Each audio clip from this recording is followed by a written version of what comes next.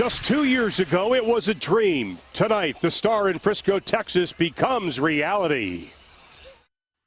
This isn't a dress rehearsal, and we don't have but one time to go around. Let's do it the right way. We want this country to know you need to go to the star. When we think of the 5 points of the Dallas Cowboys star, it is about competition. 1, 2, 3, it is about technology, it's about innovation, it's about business and entertainment. We do know that it needs to be first class. We've always known that. What's going to happen when these kids rub shoulders out here with the Dallas Cowboys when they're walking off the field and Tony Romo's walking on? No one has ever done that and had the benefit of that synergy. That's never been done in sports. Nothing makes us prouder than the fact that it represents our joining at the hip with youth, joining at the hip with high school football. It's a big deal to us. I really think we can make a difference in some of these kids' lives. We're going to let them know what it's like to play football in Frisco, Texas.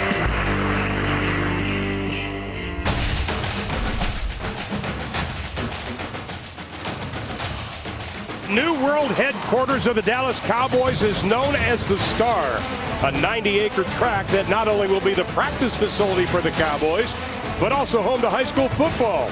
Ford Center is a 12,000-seat indoor stadium, and today, 4 teams from the city of Frisco open their 2016 season.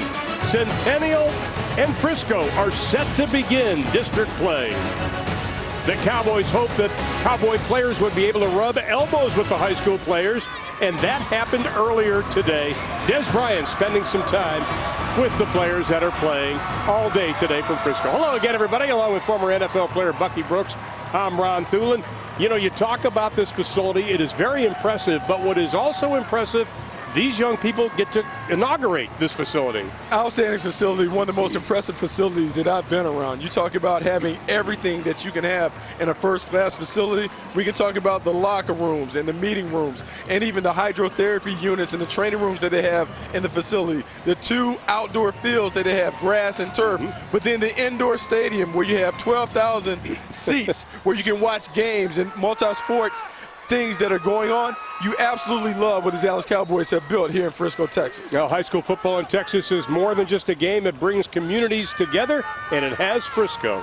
It absolutely has. You talk about 8 teams being able to use this facility, 8 teams that can play each other and bring teams and their own fans into this spot. So it gives them a big game atmosphere every time they run out, something that the kids can cherish beyond their high school years. Well, our first game, Centennial in Frisco, and from Centennial, they run an offense similar to SMU and Auburn, and they have a wide receiver, Michael Morissette, has to step up. He's a big-time playmaker, a guy that really is a master of everything that you want to see at the position. Outstanding hands, great route runner, does a great job of how poignant. He is also their punter. You talk about a 3-sport star, a guy that can do a lot for this offense. He should be a star tonight in this offense. Now, the last time these 2 teams met, the game went into overtime. Now, Frisco, they like to dominate the ball. They like to run the football. They've built their offense, again, on 2 outstanding offensive linemen, both going to Texas Tech. It starts up front, and when you look at the Raccoons, it's about their 2 big Texas Tech commits. Jack Anderson being able to be a big physical presence inside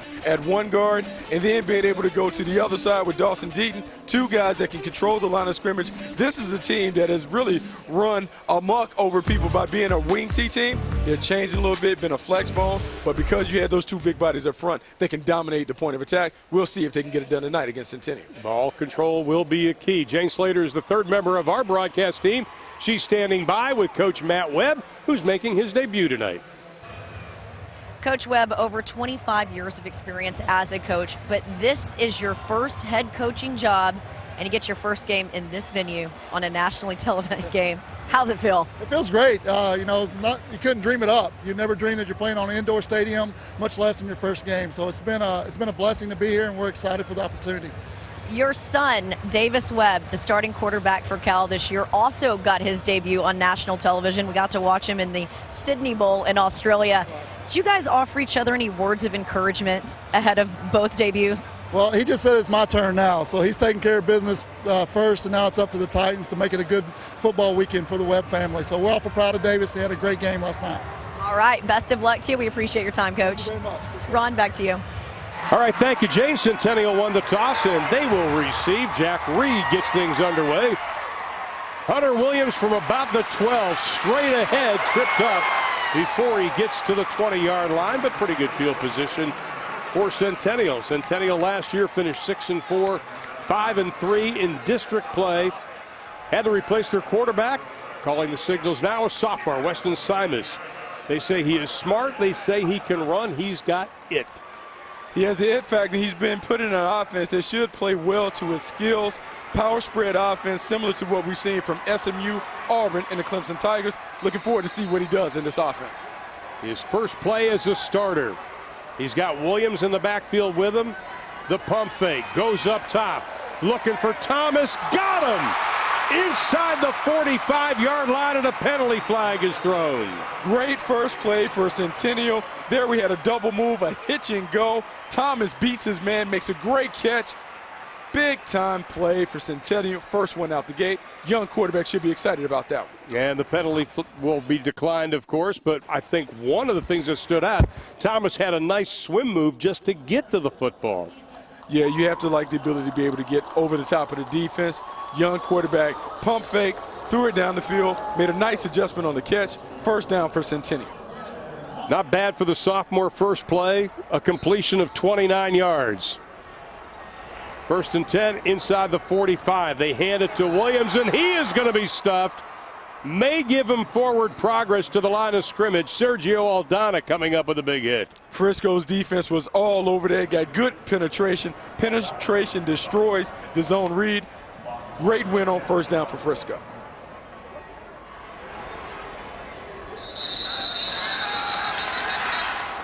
Penalty flags again.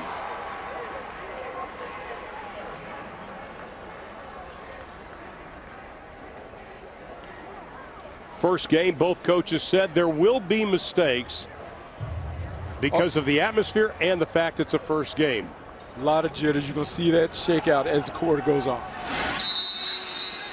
And Centennial and Frisco. Centennial in the red, the Titans. Jeff Jackson, offensive coordinator, calling the plays. Weston Simas, just a sophomore, the quarterback. Hands it off, left side, Hunter Williams. Maybe picks up 2 on 2nd down and 15. Ozari Jackson coming up from the quarterback spot. Williams is fast. He runs relays and track. They love this young man as far as a running back. He's only a junior at 5'10", 165. Spread offense, a lot of tempo. Want to make sure they can create lanes for Hunter Williams to find inside. Simas takes the high snap. Williams stacked up behind the line of scrimmage. He's going to lose 3 on the play. Logan Steidel comes up to make the stop. Good job up front. You have to win the line of scrimmage. There you see a free hitter in the middle of the defense. Great job by the Raccoons getting a big stop on 3rd down. That brings up a 4th down situation. They're going to have to kick it away.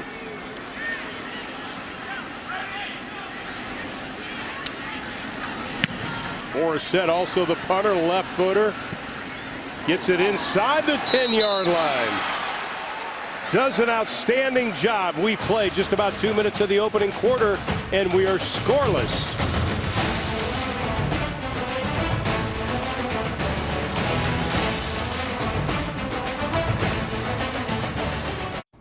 Welcome back. Frisco now gets the football for the first time. They're a ball-controlled offense.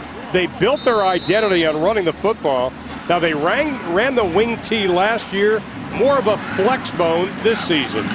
Bucky's going to break all that down for us. Devin Wyatt, okay, you talked about your dad running a little wing tee. You know the difference. What is the big difference between wing tee and the flex bone? It's really not that big of a difference. The thing that you're having is you got a double wing set.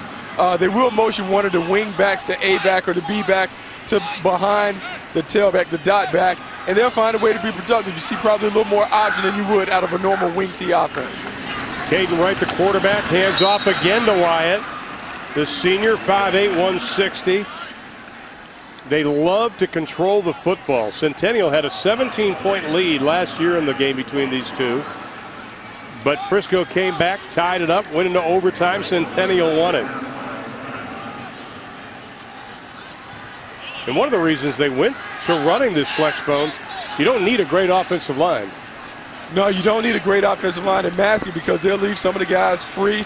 It really puts the onus on the defense to be disciplined because you have to account for 3 different players that can run the football. A lot of movement on offense. The pitch back to Connor Reddington. Here we go. They receive just a simple toss sweep outside.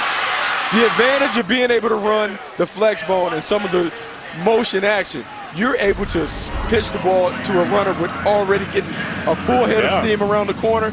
Big advantage. Anyone that's seen the college game and has seen the problems that Georgia Tech has been able to give people, they understand the difficulty and the challenges of defending the flex bone offense. Well, he picked up 15 on that play. Fresh set of downs. Ball just over the 30-yard line, about the 28. And they're not going to get it off. Were they able to call the timeout? Delay of game. On the offense, 5-yard penalty. Remains first down. Jeff Wasserman, our referee tonight. So that pushes him back.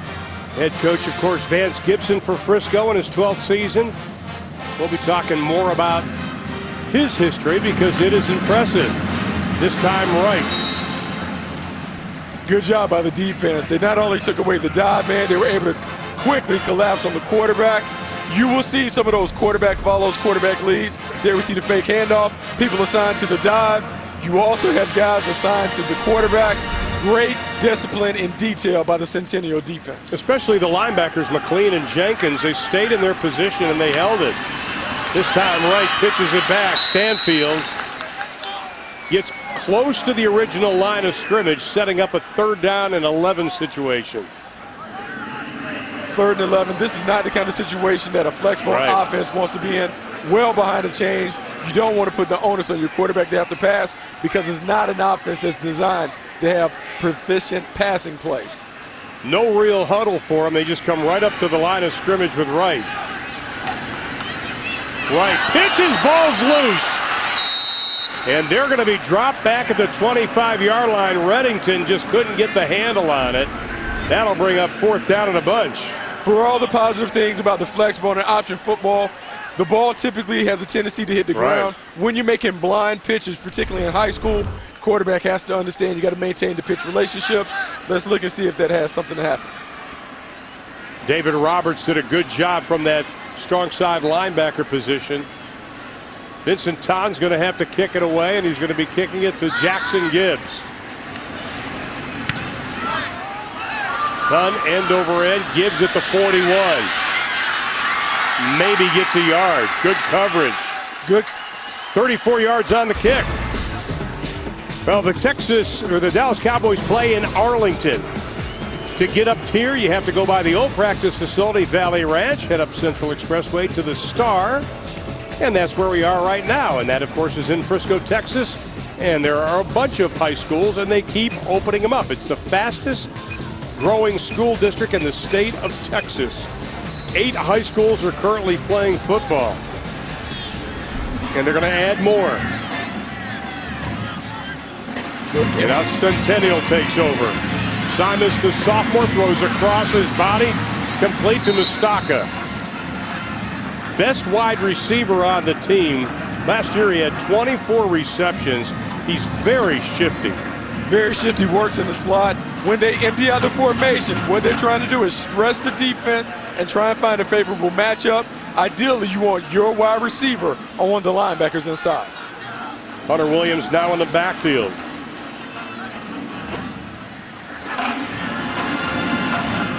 This time, Simons keeps it. How about that? That was a little wildcat formation. Jackson Gibbs steps in at quarterback, runs a little read option.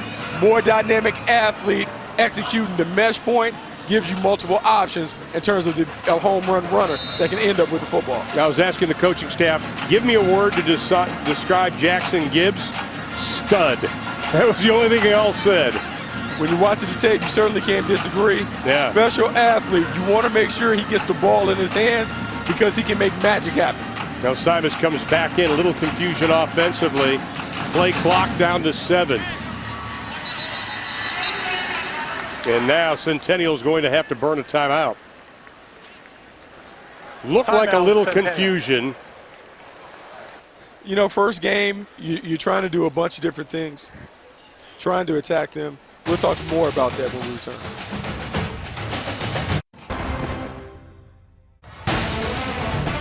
We're at the new world headquarters of the Dallas Cowboys. The Ford Center, the largest video screen in high school football. That's what greets you when you walk across the turf leading up to the entrance. Omni Hotel going up right next door. Oh, with Bucky Brooks, Jane Slater, I'm Rob Philly. Good to have you with us. Centennial Titans with a football. Simas fakes, throws, up for grabs, knocked away at the last second. Intended for Gerard Thomas, but a good defensive play by Dylan Horton. Nice play by the safety. Fooled initially by the play fake, gets back into his area in the middle of the field, bats it away. If not, that was a big play coming for the Titans. 2nd down and 10. Horton just a junior.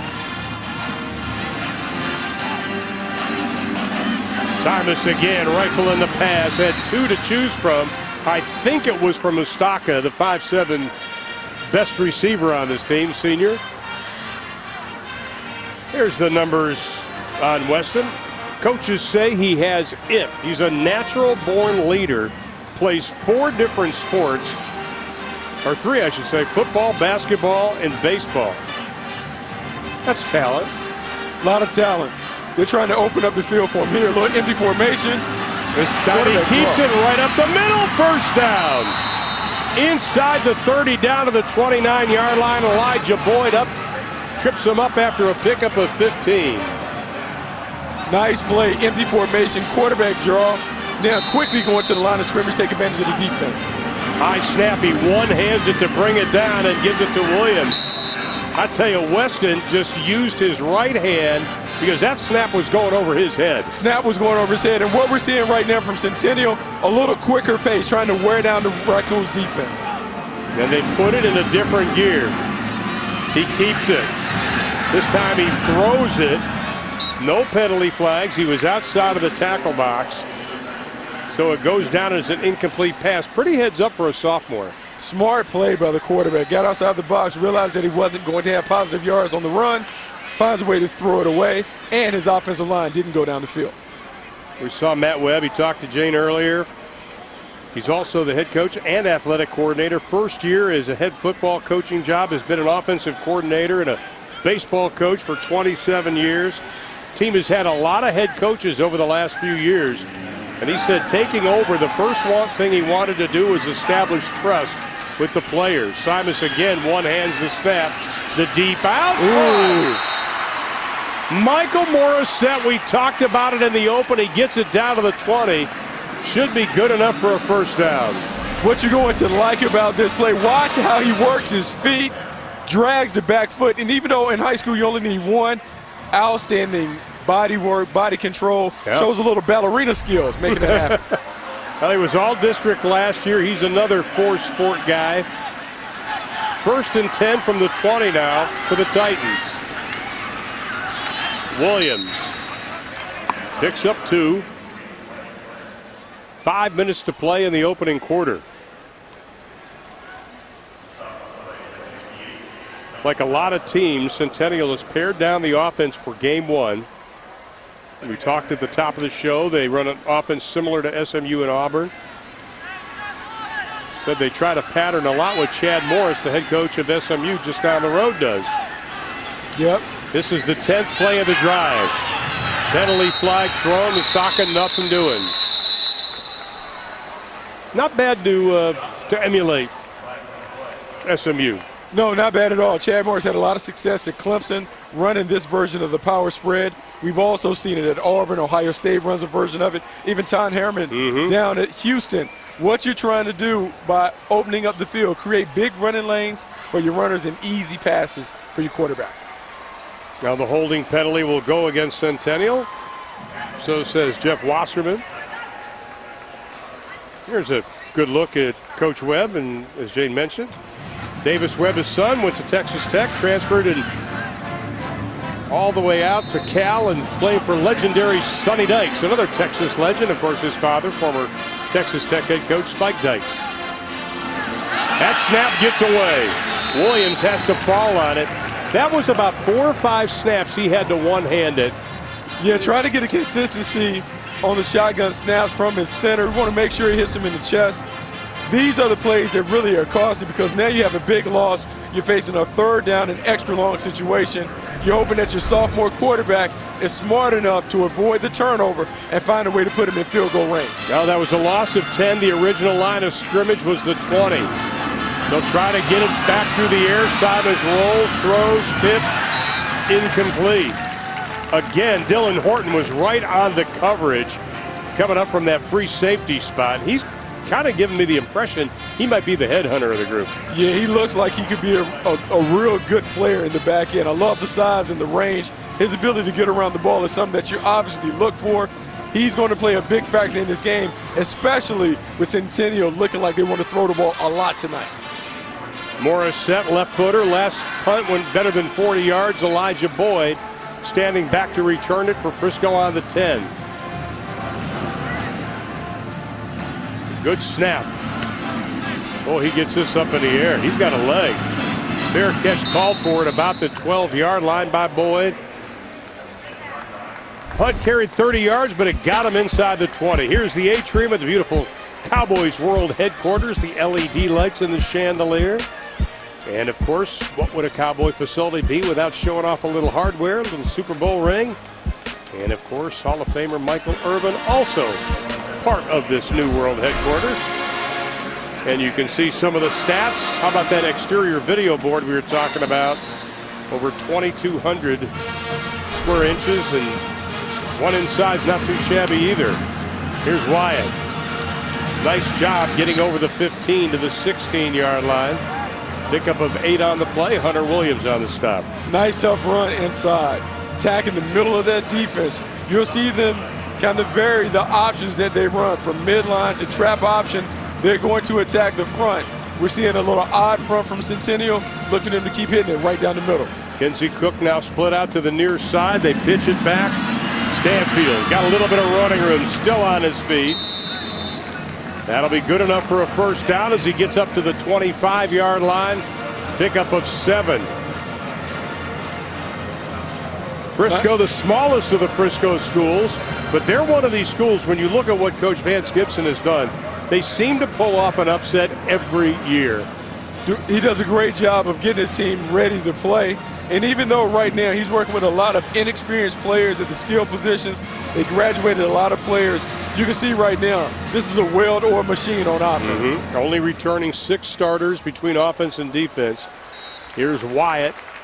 You love to move the chains 8 yards on first down. Let's check in with Jane on the sideline. You know, you guys were talking about Frisco School being one of the smallest. They're also one of the oldest in the district. They were here when there was really nothing but plots of land. And, you know, Ron, you're from the area. You understand what that was like. It's amazing how much this district has really grown. And as Vance talks about, you know, every year they don't know what they're really going to get. And that's because they keep building these high schools and the schools keep redistricting as a result. And so they just basically have to play with what they get. Guys, back to you. All right, Jane. Hunter Williams on the coverage. Cook was the intended receiver. Good coverage. Nice job knocking that away.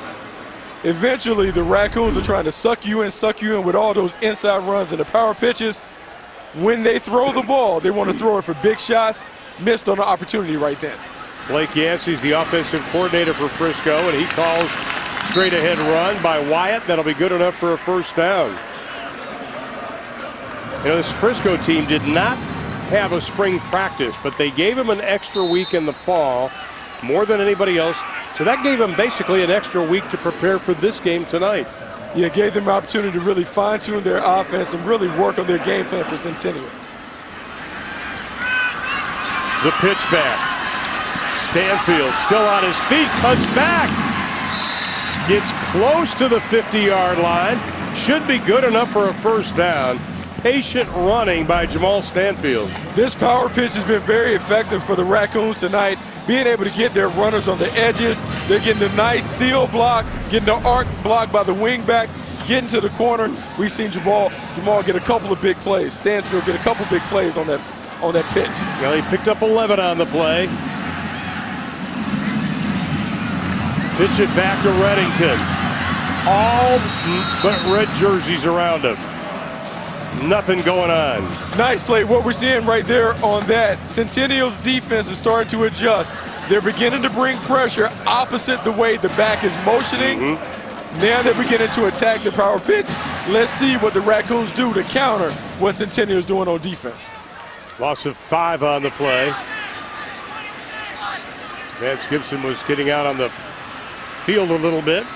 Now a little tighter formation. Wyatt straight ahead. Thomas coming up to make the stop, but not before he gets inside the 50 down to the 48-yard line.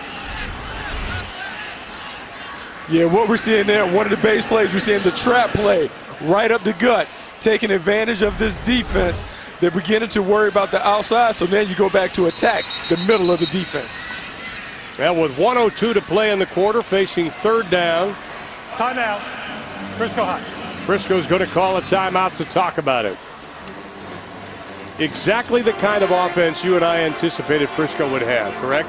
Yeah, we thought they would run. You know, the strength of their team lies in their offensive line. We've talked about the 2 big bodies, the Texas Tech commits Jack Anderson and Dawson Dietz. We're seeing that the success that they're having has been up the gut. One of those guys being able to trap on the inside. A lot of success with the trap for the Raccoons. NFL Total Access is the only live nightly show dedicated to the NFL. NFL Total Access tonight at 11, live on NFL Network. Along with Bucky Brooks, Jane Slater, I'm Ron Thulin. Good to have you with us today. It's the Titans taking on the Fighting Raccoons of Frisco. Frisco with a football, third down. They need 7 for the first. Ball's on the 48. Wyatt tripped up after a pickup of 2.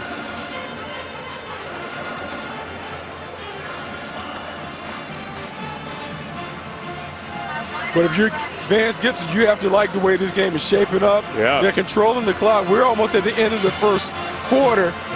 0-0. This is the kind of game that they wanted. They want a low-scoring affair, something that's hard-hitting. Vincent Ton set to kick it away. Jackson Gibbs, the best all-around athlete on the team, standing inside the 10-yard line. Is that movement?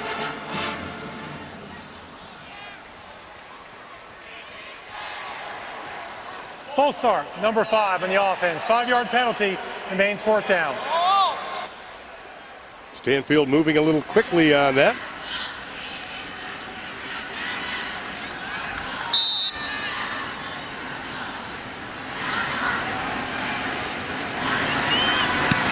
This kick is straight up, not going far.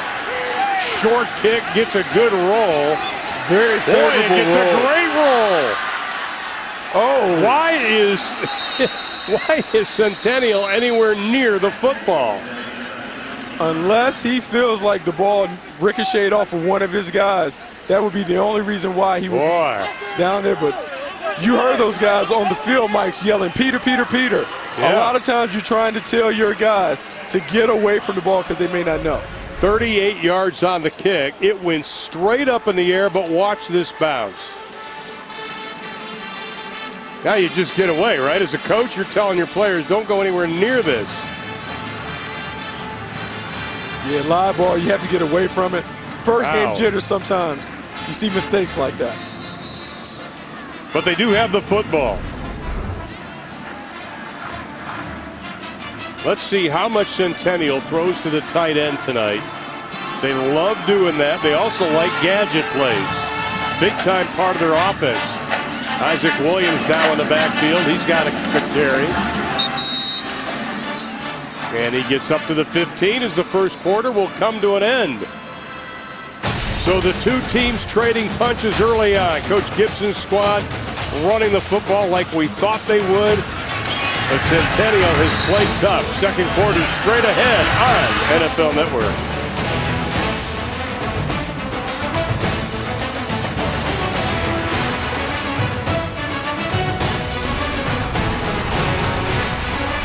September 14th, only on NFL Network. Give you a sneak peek at the Cowboys weight room here at the Star. It is incredibly impressive, and it overlooks the fields, and the players have everything you could possibly want. I thought Valley Ranch's weight room was nice. There is no comparison. You know, a lot of impressive things. Olympic weights, big squat racks. You saw the platforms for power cleans and some of the other Olympic lifts that you want to use for your players. When you have a pro team and you're trying to take them to the next level, you want to make sure they have everything at their disposal. The Dallas Cowboys and Jerry Jones, they have really emptied the bucket to make sure that their players have everything to allow them to be a championship caliber squad. Well, we heard Jerry say they wanted to do it right, and they have. I remember the weight room at the practice facility before Valley Ranch. It was outside. Centennial goes to the run game. Close to the first down, about a yard short is Hunter Williams. Had 8 carries for 74 yards last season. He's one of those guys, though, when you talk to the players and coaches, always smiling, well-liked by the team. He's one of their leaders. One of their leaders, shifty guy. He has to put his imprint on this game. He has to make an impact as a runner.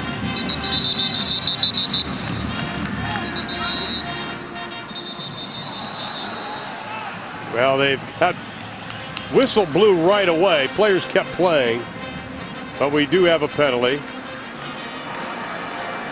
Offsides on the defense, number 65, 5-yard penalty. First down. Vincent on the defensive tackle. And that'll give Centennial a first down, Bucky. Weston was trying to pull a little trick out of Aaron Rodgers' playbook. Yeah, really. Take advantage of the false start, see if he can take a shot down the field. Weston Simus smart, can throw, he can run. Getting his first start. This time he keeps it. Gets one block, tries to cut back, takes a big shot as he gets close to the 30 from Dylan Haley. Pretty good game, though, on first down. I mean, if you can get 4 or 5, you're staying ahead of the chains. That's right. They want to be in managed rule situations. You don't want to put your sophomore quarterback in a bind. As long as they're in those balanced run-pass scenarios, he should be able to be effective. Sticking with the run, Isaac Williams straight ahead, first down. Crosses the 40 up to the 42. Elijah Boyd coming up to make the stop. Good job by Williams attacking it up the gut. Finds a crease, breaks through a couple tackles, gets to the second level. Got to be excited about that if you're Centennial. 13-yard gain. Williams. Nice 1-2 punch in the backfield right now. Having a lot of success beginning to attack the interior of the Raccoons defense. I do wonder if the tempo is beginning to wear them out a little bit because we're seeing the run game begin to take shape in the second quarter. This is a Centennial team that graduated a lot of great players last year. Have to fill some holes. Hunter Williams stopped right at the line of scrimmage, nothing doing. Centennial finished 6-4 last year, 5-3 in district play. Last year was the first time since 2009 no playoffs, and that stung the Centennial players and coaching staff. You know, when you're a team that has a tradition like they have, you expect to be in the postseason. I'm sure they're motivated to get back into the dance this year. Interesting formation. They empty the backfield. 3 wide receivers left, 2 right. Simus just takes off up the middle, first down. Got some running room. Gets a block to the outside. Inside the 20, tiptoes down the sideline. Michael Morissette is the man who set the block that freed his quarterback to go 38 yards. I'm going to want to replay this one later. And they hurry it up again, Bucky, and you like this. I do like this. Whenever you have a big play, you want to be able to attack the defense right now. Emotional state, they're trying to figure out what's going on. Great job by getting to the ball, getting lined up, seeing if you can get another play off. Here we go. Now we see empty formation. What you're trying to do in this formation is spread them out, and then it allows the quarterback to look in the box. Does a great job. Watch Morissette on this block. It's coming up. This will be a denture check here. Oh, that's a big hit. They had a couple of big blocks on there, but Morissette. He planted them. Yeah, Staka had a good block. They all did. Big play. Wide receivers picking up blocks. It's critical to being able to have big gains. Your guys on the perimeter have to be willing to continue to battle down the field. When they do that, it really allows for special plays to happen for your running backs and your quarterbacks when they take off. Well, Jamal Stanfield was the player that was hurt. He is up, walking around, so that's a good sign. That is a good sign. But right now, the defense needs to stand up. They've been gassed a little bit. Centennial has been able to attack them on the ground. They got to stiffen up, see if they can hold them to a field goal attempt. This will be the 8th play coming up. The previous 7 have all been runs. They fake it to Williams. Simas being chased, looks, throws into the end zone. Intercepted at the goal line.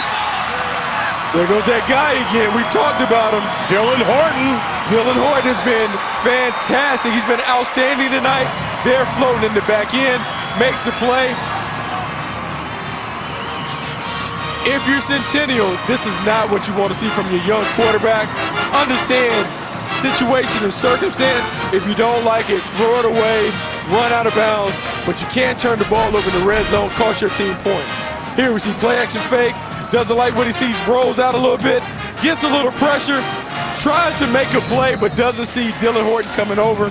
This is one where you would like to tell Weston, eat the ball, run, get out of bounds, let's live to play another day. Well, Sergio Aldana put some pressure on him, which made him force the pass, and now Frisco takes over. Back against the wall, straight ahead handoff to Wyatt. Doesn't give him much room, maybe a yard. Trying to come off tackle with a little belly play. Centennial's beginning to adjust to the flex bone. They're making shifts and adjustments in the back end, rocking and rolling their safeties to the side that the back is motioning to. Jane, you have some more on Dylan Horton. I can tell you over here on the sidelines, the guys couldn't have been more amped up after that pick. Dylan Horton over here getting a bunch of claps on the back here, and attaboys for that effort.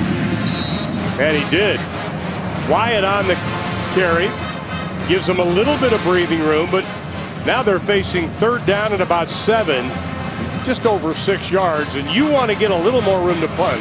You want to get a little more room to punt, but I don't think it's a situation right now where I want to put the ball up in the air. Right. Look for them to maybe either run the power pitch that they've had success running, or they may tack the middle with the trap that they've been very, very successful with early in the game. You have to remember their quarterback, Caden Wright, is a senior, but he was on JV last year as a defensive back and wide receiver. Saw a little bit of varsity action. He keeps it, falls forward up to about the 6-yard line, and that'll bring up a 4th down situation. They're going to have to send in the punt team. Good job by Centennial getting a stop. Now they should give their offense the ball back in favorable field position.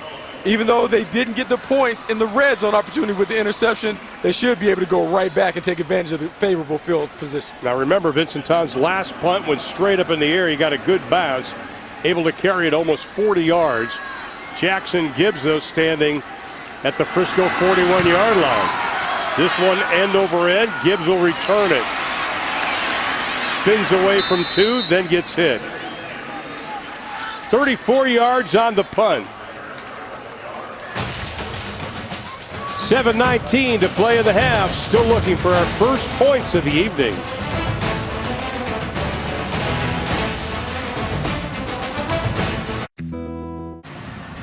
As mentioned, this is a partnership with the Cowboys, the City of Frisco, and Frisco Independent School District. And Jane Slater is with a member of the Frisco ISD.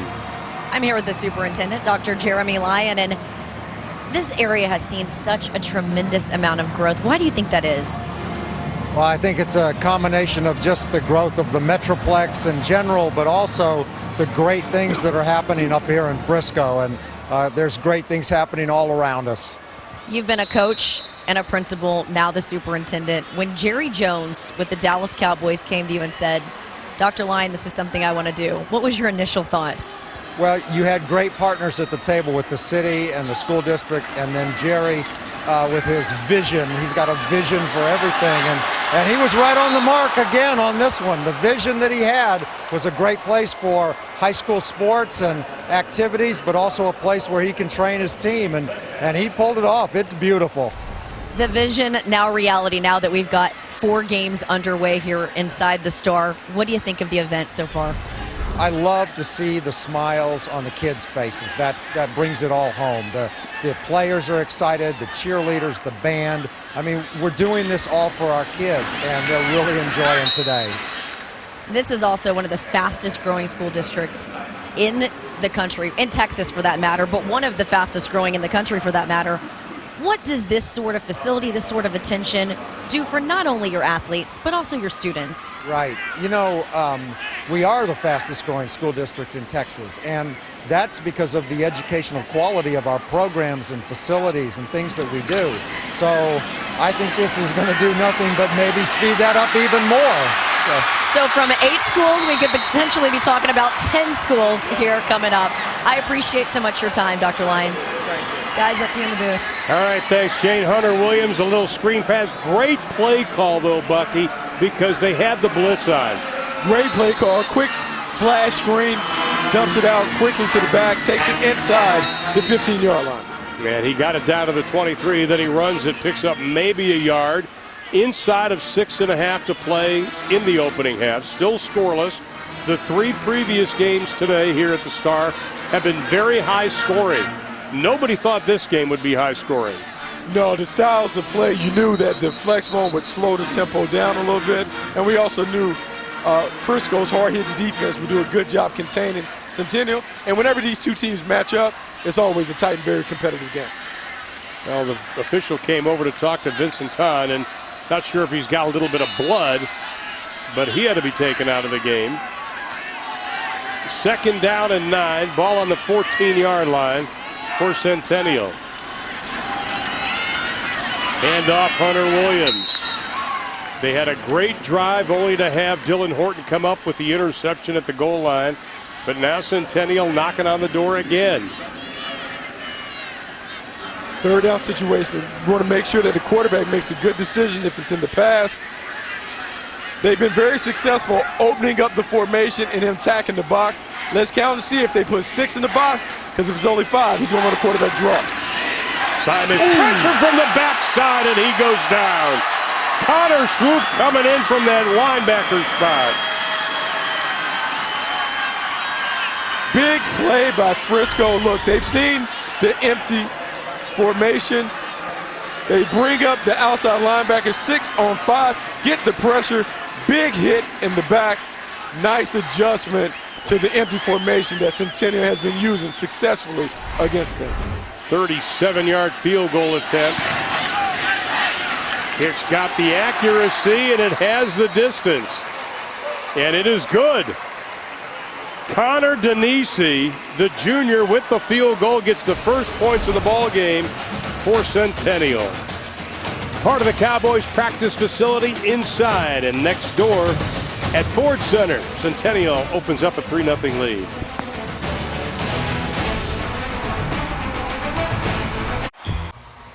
Sit in a dress rehearsal, and we don't have a one time to go around. Let's do it the right way. We want this country to know we need to go to the Star. We do know that it needs to be first class.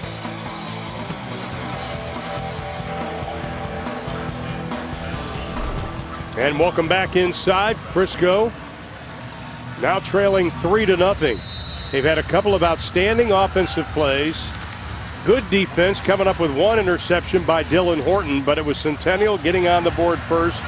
Connor Denisi, the junior, a 37-yard field goal. Wyatt and Stanfield back to receive the kick. And they just want to pooch it up in the air. From the 25-yard line. Up over the 35 to the 38-yard line. Elijah Boyd on the return. Again, we've seen a lot of these little pooch kicks tonight, haven't we? Yeah, we have, because you have some dangerous returners. When you look at the 2 returners that Frisco was able to put back there, you may not want to chance it with them. Also, first game jitters when you kick the sky kick. Maybe one of the upbacks is not used to handling a short kickoff. Maybe get a turnover off that. Once again, this Frisco offense built around their 2 guards that Bucky talked about in the open. Dawson Deaton, Jack Anderson, both Texas Tech recruits. Cliff Kingsbury's probably loving them.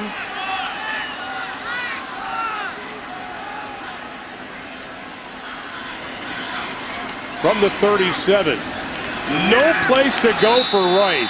Stood up by Bryson Jenkins. Yeah, it looked like there was a little miscommunication. Here. Didn't have an opportunity to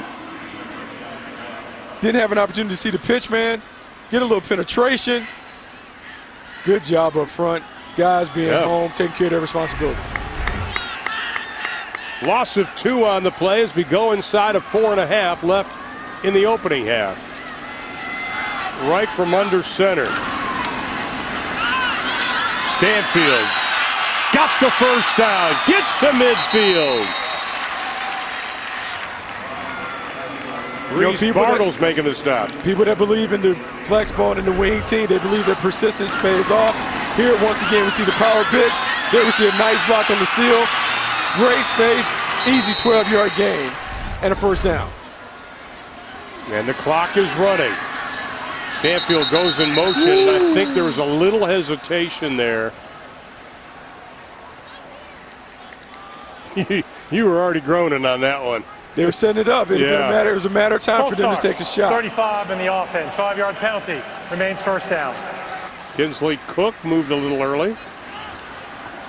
5 penalties, 30 yards for Frisco already in this ball game.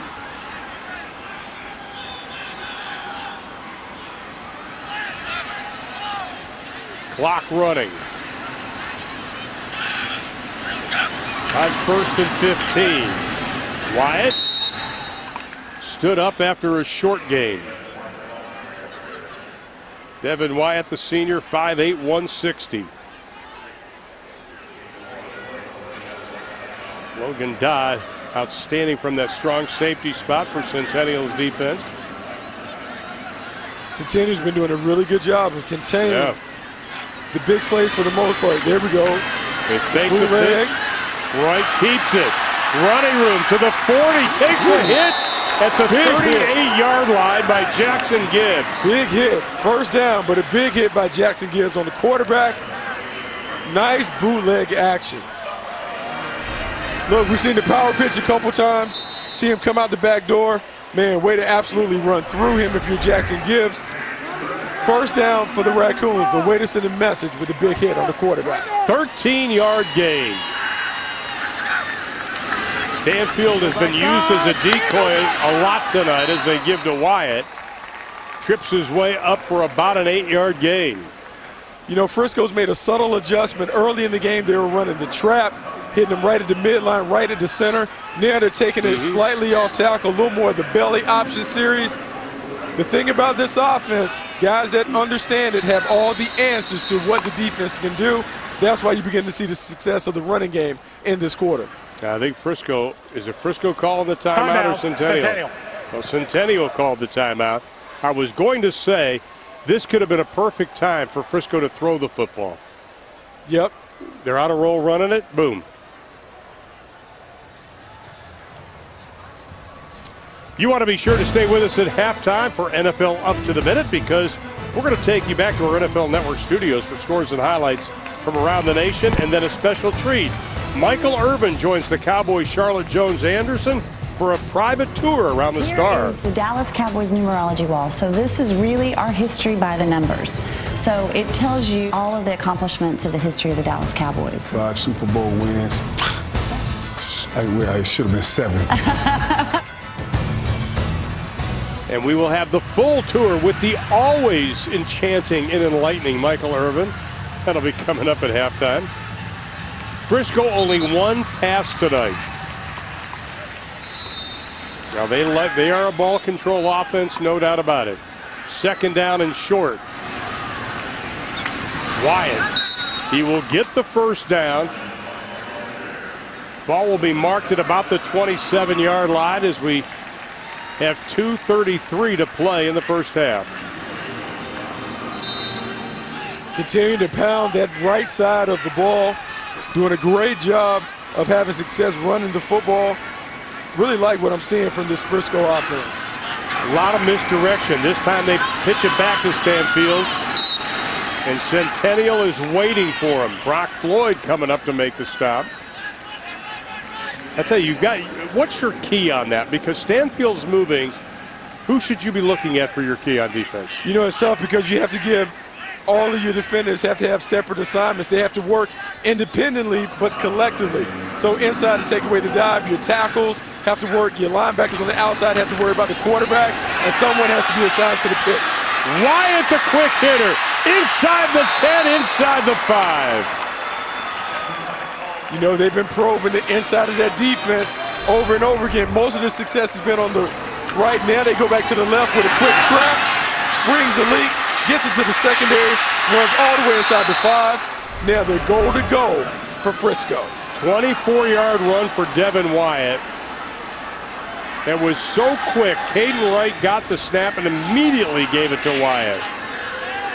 Can they punch it in, trailing 3-0 with a minute and a half to play in the half? That's not going to help.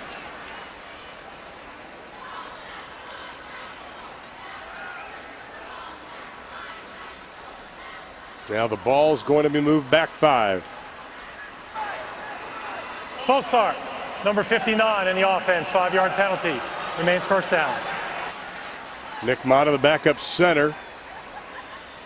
You know, it's funny, Ron, I was talking about why they're having so much success on the right. Yeah. They paired the Texas Tech tandem on the right side at right tackle and right guard. Oh, wow. Jack Anderson and Dawson Deaton are side by side. That's why they're having so much success on the ground. Nice subtle adjustment by Frisco. Well, Devin Wyatt gets stood up, 1:15 to play. That's a good catch that they move both guys over. You know, we talked all show about how Texas is huge on high school football. Well, they've had their share of Hall of Famers also in the Hall of Fame, NFL Hall of Fame. How about Barry, Lilly, Green, Landry, Campbell, your list? My favorite is still Coach Tom Landry. How about Coach Tom Landry? Yep. Spectacular defensive back before he became a guy that could coach on both sides of the ball. A lot of people didn't recognize that. Of course, as a Steeler, I'll go with Joe Green. And the rest of them, Mike Singletary, one of the greatest. Former broadcast partner Eric Dickerson. One of my favorite players as a kid growing up, my former teammate Thurman Thomas. And then you see the recently inducted Michael Strahan a couple years ago. And that's Bucky's list. There are a lot more, believe it or not. Our situation, 1:15 to play in the half. Frisco getting words of encouragement from Vance Gibson. Facing 2nd down and 8. Ball is on the 8.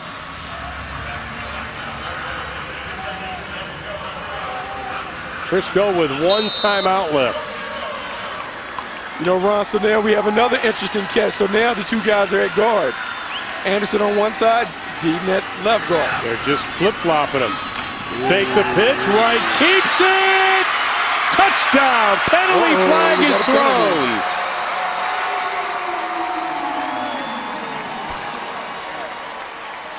I don't see a lot of guys in blue celebrating right now.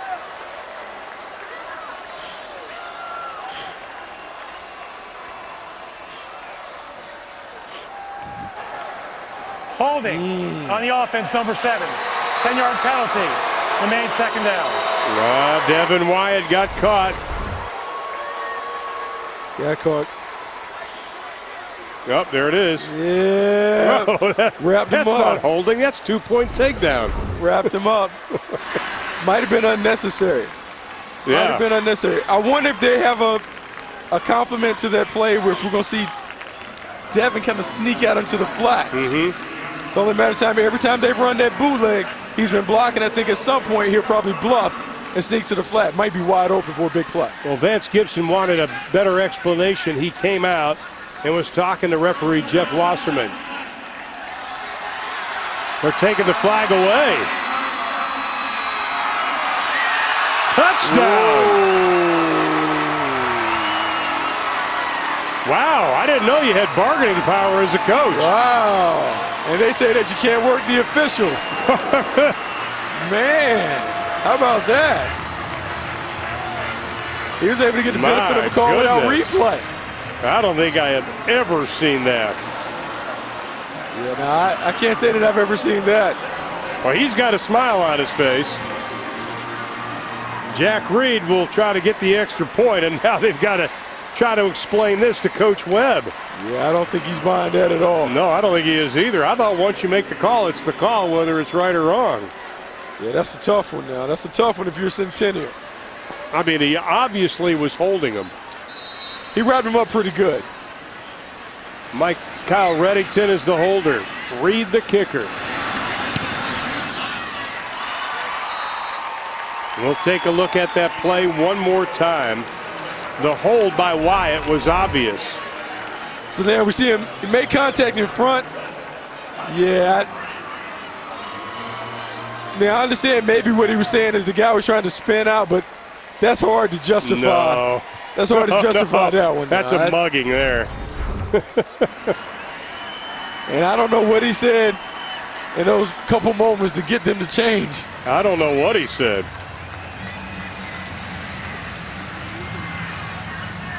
Bottom line with 1:09 left to play in the half. Frisco takes the lead at 7-3 after a scoreless first quarter between these two. Of course, these two teams did have a chance to walk through Ford Center on Friday. They saw the Nike locker room, the hologram, which showed what kind of uniforms they would be wearing. That was really impressive. A lot of us thought there was actually somebody standing there. Has to be a pretty cool experience for the kids to see that. Unbelievable. And when they walk through the tunnel, which is directly below us leading out of the field, the reaction of all 8 teams the same, the oohs and the ahs. Just a unique experience to be able to play here. To play where the Dallas Cowboys train. Man, a very memorable experience for every kid. Thomas on the short kick from the 5.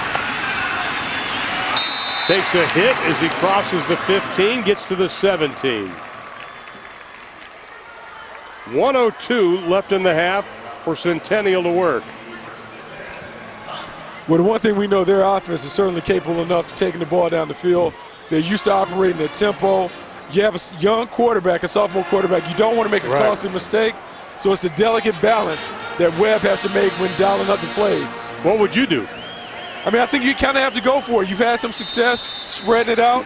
See if we can get a first down and kind of move the chains a little bit on a draw or a screen, then get into your 2-minute offense. Well, they'll go to the 4 wide receiver set. Penalty flag is thrown. Oh. Well, they tried to throw it away, but Michael Morissette finally had to play a little defense and knock it away. But we had a penalty flag thrown well before that.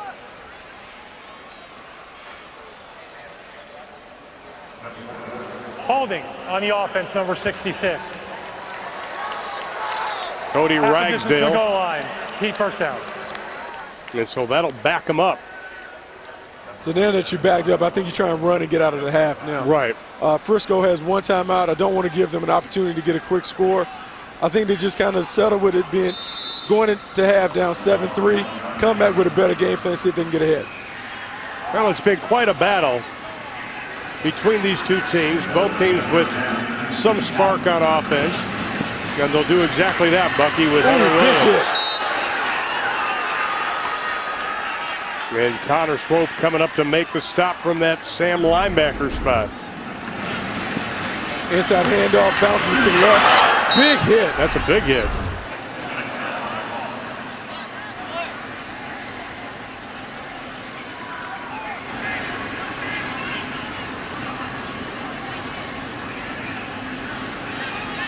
Clock running with 24 seconds. They're going to take their time.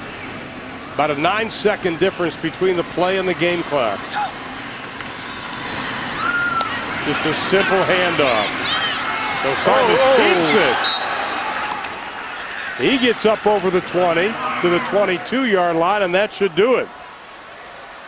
So we had a scoreless first quarter. Centennial got on the board first with a 37-yard field goal from Connor Denisi. But then in a wild touchdown, Frisco came back to take the lead at 7-3. And that's the way the score will be at halftime. These two teams, when they get together, they always battle tough. Both coaches knew that it would be a knockdown, drag-out fight tonight. certainly lived up to that. Physical game, two really, really good teams, well coached.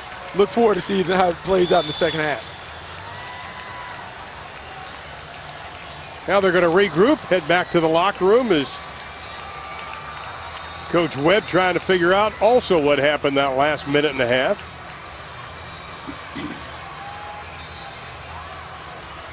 But the halftime score 7-3 Frisco on top, and Jane Slater standing by with Vance Gibson of Frisco. Coach, I've never seen anything like it. The guys in the booth have never seen anything like it. 2nd and 8, your guy runs in for a touchdown. You guys get the holding penalty, and you went out there and said something to the official that gets the flag pulled back up off the field. Got to know, what did you say? Well, the official said that he was waving it off, and then when he communicated it to the referee didn't hear him. So I just said, did you call it off? And he said, yeah, I called it off. I said, well, the referee didn't hear it. So that was all. You seem pleased with it? I'm very happy with it, yeah. What else did you like from your team in the first half, Coach? We're just not a whole lot. Right, we got to get better. I think our defense made some big plays that kept us in the game. Offensively, we're just not communicating very well right now. All right, we expect some adjustments. Appreciate it, Coach. Guys, back up to you in the booth. All right, Jane, thanks. Next on the NFL Network studio, we'll have scores and highlights from around the nation, then a special treat as Michael Irvin joins the Cowboys' Charlotte Jones-Anderson for a private tour around this incredible facility, the Star.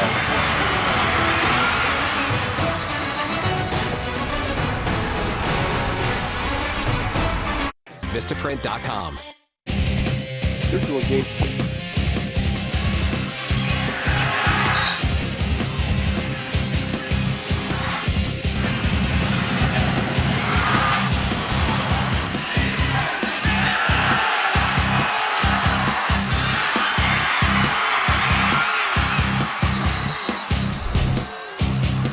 About to start quarter number 3, 7-3 is our halftime score. Frisco leading Centennial. With Bucky Brooks, I'm Ron Thulin. Longest pass play was 29 yards. Longest run play was 24 yards. We had a couple of good defensive plays, but all in all, it was just two teams battling each other. This is an old school smash mouth football game, and it's the kind of game that Frisco wanted. They want to control the tempo with their flex bone offense, and they've been able to do that. They've been able to really grind it out, have extended drives, and really make it a game that is supposed to be a 7-3 game based on how they're playing. Centennial's had some success, had an unfortunate turnover down in the red zone, but really this is two really good teams and a very competitive game. Horton had the big interception. As we take a look at some of the numbers from the first half of play, and you can see very even. 2 total yards separate the two. The difference is really when you look at Frisco, the Raccoons, 150 total yards, all on the ground, running the ball relentlessly between the tackles, having success. The young quarterback has Centennial moving. They just got to do a better job of punching it in when they get in the red zone. Let's send it down to Jane Slater for a quick update before quarter number 3. Jane. Well, minute 15 to go in the half, 2nd and 8. Frisco manages to punch one in, but there was a holding penalty. We thought that was going to hold, but Vance Gibson was able to go out in the field and get it called back. I asked Centennial head coach Matt Webb, what did you think about that? We all never seen it before, a yellow flag come off the football field. He said, you know what? It's behind us. That's what I told the guys in the locker room. One play or one call in the game isn't going to define the outcome. He said he really liked the effort of his sophomore quarterback in the first half, and he really liked the way the defense stepped up and got to the ball. So putting that play behind them, they're looking forward to the second half. Guys, back to you. All right, Jane, thank you very much. He always has told his players, Matt Webb that is, win the play. And when a bad play happens, he's also taught his players to forget about it, go on to the next one. We still have a whole half of football left for them. But that's still, these are young players. These aren't college or professional players. That kind of may stick in the back of your mind. I may be wrong. You deal with the high school kids. No, you have to really work and try and teach them how to play through some of the bad calls and the mistakes that they make. And so it's another opportunity for them to show their resiliency, their toughness, their grit. The main thing that you want to do now that you've had a halftime, you want to correct all the mistakes that you saw on the field, and you want to give them a plan, a successful plan going into the second half. On offense, it's about running the football, being very, very careful and judicious with the ball when you pass the ball. Defense is playing pretty good in my estimation. And if you're Frisco, it's about continuing to wear them down. They've had some success running the ball between the tackles, getting on the edges on the power pitch. We've seen them tweak their formations to make sure they get Jack Anderson and Dawson Deaton side by side to have some success. Continue to find ways to really move the line of scrimmage so your running backs can have success. You know, we've already had 3 games played. Independence beat Reedy 54-3. Lone Star 62-14 over Heritage. Wakeland 42-13 over Liberty. Jay Orjai, 4 touchdown runs in that ball game. Spectacular performance for Jay Orjai. Really showed and proved that he's a big man on campus. I love the quickness, the vision, his ability to find creases, and they did a great job of getting him on the edge. He is someone that they can hang their hat on as the bell cow of their offense. It was an impressive performance, to say the least. Dominated from the get-go, opening up a 28-0 lead before Liberty scored in the closing seconds of quarter number 2. But our game, we are about to begin quarter number 3. Only 1 touchdown scored in the game so far. Big drive, opening drive of the third quarter is huge because it allows you to set the tone and reestablish the tempo. Denisi takes just 2 steps with a little pooch kick. Wyatt up to the 35.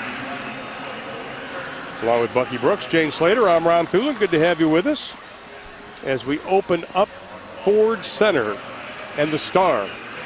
Cowboys' new state-of-the-art practice facility. Of course, they are going in along with Frisco Independent School District and the city of Frisco to build this spectacular facility. Still more to come, too. Frisco takes over on their own 36-yard line. Wright pitches it back. Reddington got the first down. That's the one element that we haven't seen them really unwrap. Now beginning to see the option. Fake the trap, take it to the edge, makes a nice pitch. Now you have the arc block, cut to the second level. Man, 10 yards before he's even touched, 15-yard gain total. Have to like that as your first play coming out the gate. Absolutely. And what you also have done, you just smacked Centennial in the mouth defensively.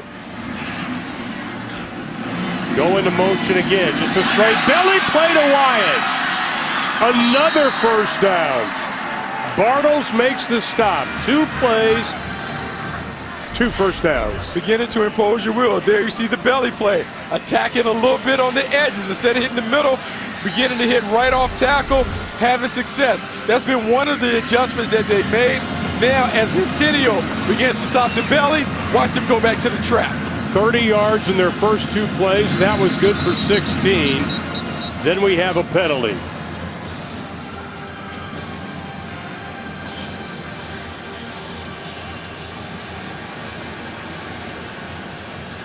And they'll push it back. Still not bad. 2 plays, averaging 15 yards a play to open the second half. Exactly how you want to start. You want to be able to run because in their mind, a 14-3 lead is a huge lead. If they're able to get a stop, they want to make sure they go down and score a touchdown. Pitching it back to Reddington again. This time he's stacked up, but not before he picks up a couple of yards. McLean finally bringing him down. You know, this is problematic for the Centennial defense because they've been able to get to the edge on the option. Unlike the power pitch, the option forces people to stay at home. You have to make sure you have someone on the dive, someone on the quarterback, and the pitch. A lot of things to defend. This offense is really being diverse, even though they're keeping it on the ground. 2nd down and 7. 3 down linemen right now for Centennial. Wright keeps it. They have him trapped, and he takes a big hit to the chops. Brock Floyd coming up from that strong safety spot. Connor Hedrick also there. You know, they've had some success running the bootleg. It's really a naked bootleg where they're faking the power pitch. He's coming back around. You would like to see more receivers in the route because we give him some options. One in the flat, maybe a drag. They're just doing it where you have the drag. Had it covered, were able to get a big hit on the quarterback. Well, Anderson and Deaton now on the same side, the 2 big offensive linemen, and they'll go to that side. Wyatt stacked up, maybe a gain of 2 on the play. It'll bring up a 4th down situation and about 5. Now what do you do, Coach? Oh, I think you're going for it. I think you called that last play knowing that you were going to go on 4th down. You've already established the field position game. Why not go for it? If you get the first down, it's gravy, but you still already have them deep in their own end. Now Deaton goes to left guard. Anderson stays at right guard. And they are going to go for it. Game clock, or play clock at 10.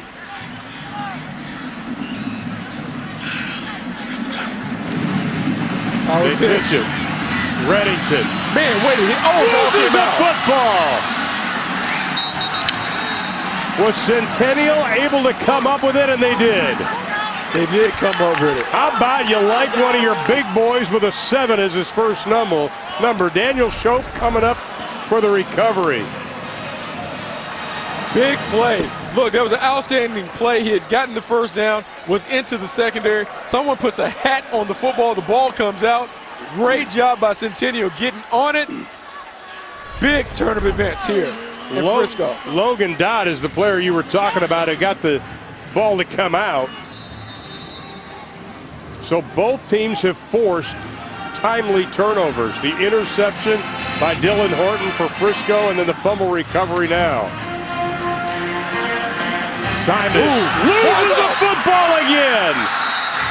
Still loose. Ball belongs to Frisco. That's one of the concerns when you have a young quarterback playing. I know he's a sophomore. They said the stage wasn't too big for him. But at some point, you have to get rid of the ball. Here we see the play action pass. He's there. His guy's not there. Has to have the internal clock in his head to get rid of it. Great job of corralling him by the Frisco defense.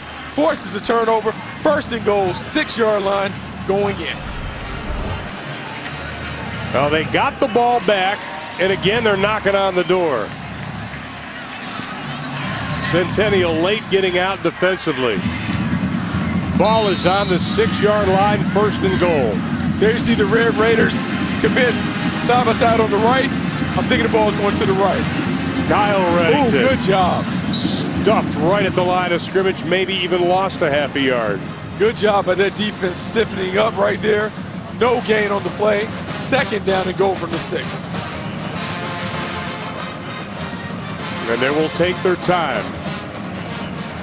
Kyle Reddington, also the backup quarterback. He is behind Caden Wright in the backfield. They've got 2 guys moving. No penalty flag.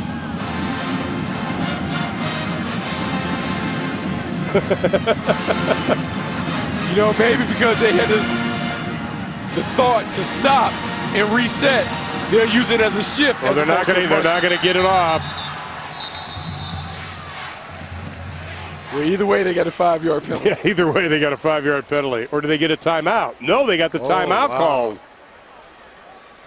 8:06 left to play in the third. Frisco's knocking on the door. We'll be back. From NFL Network today. At the Star, this is the player's entrance. This is what Tony Romo, Des Bryant, and company will see when they walk in. And it catches your eye, so to speak. And you can even see a little shadow of the weight room there on the left-hand side. Weight room's on the right. Incredible facility. And once again, tours are going to be starting probably in January here.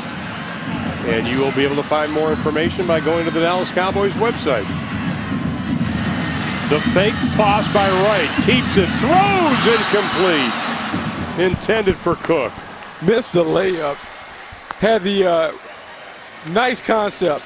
I talk about the dragger. So what they did on that, fake the power pitch to the right, booted out to the left. You had a post corner by the outside receiver, then the drag.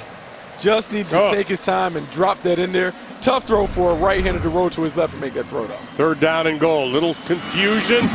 Reddington, Kyle Reddington stuffed again. They're going to give him forward progress with about a yard loss. But if you're Centennial, you like this. Sudden change situation. Ball was on your own end, 6-yard line. Get a 3 and out. Forced him to settle for the field goal. Still keeps you within 1 score in this game. Jack Reed will attempt the field goal. It'll be spotted right at about the 15-yard line. It'll be a 25-yard attempt. Kyle Reddington's the holder. Once again, he is the backup quarterback. Ball's down, kick. 25-yarder is good. So Frisco has scored the last 10 points. Still a lot of time left to be played. Most of the things that you do that are really good, people never get a chance to know about them. I realized as a kid I had a broken heart and didn't understand what a broken heart was. He died knowing what he was doing was right. Last thing I said was come back safe. People wanted to make it seem like I was the villain. I embraced it. He never truly received all the recognition he deserved. I just thought about playing football. That's just the way I was. I remember saying, man, what do you have to do to win a game in this league? I couldn't wait to go take control and get it done. What a play by Stevion! Everybody on the sidelines like, I think we're about to get screwed. There was guys that were scared to death that Ocho was out there. How do you stop 85? He was the ultimate polarizing figure. Go, Mike Vick, this is over! My will overcome your will. You can put that in the bank.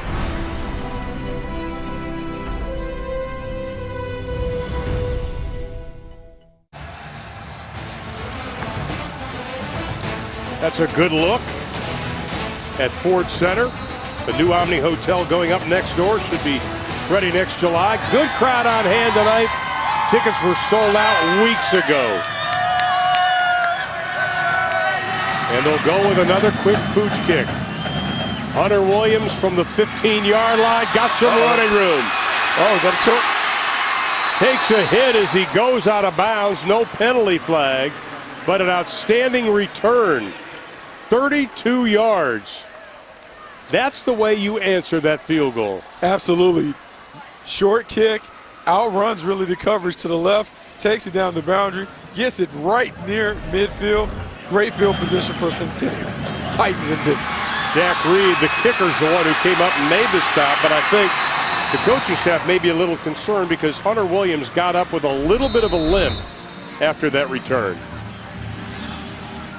He's one of their main players. They need to have him.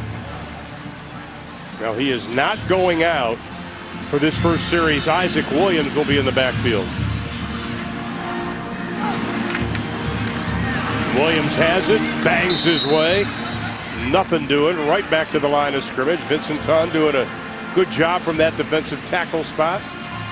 Number 65, the 5'11", 220 DT. They love his aggressiveness. Good job setting the tone.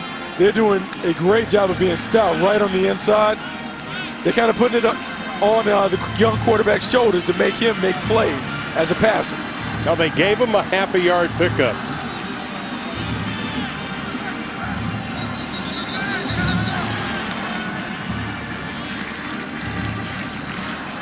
Now they're going to say Centennial had some movement. It'll be from the left tackle, I think, Zia. Number 73.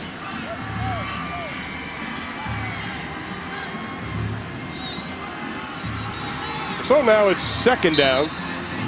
They need 14. Mustaka goes to the slot, top of your screen. He has been quiet since that opening quarter. Man, how about Michael Morissette? Yeah. He's their main guy. They need to find a way to get him in the mix. Simons rolls from the pressure, throws on the run. No. Picked off at the 48-yard line. Vincent Ton plays defensive tackle. Dan Ton plays linebacker. Dan gets the pick. Great job of coverage right here by Frisco. Here we see a little zone coverage. They recognize the boot. Watch Ton run right up under the out. That is great pattern recognition. It's something that I'm sure the Frisco coaches have worked on. One of their staple plays, defended it well, results in a turnover. First down for Frisco.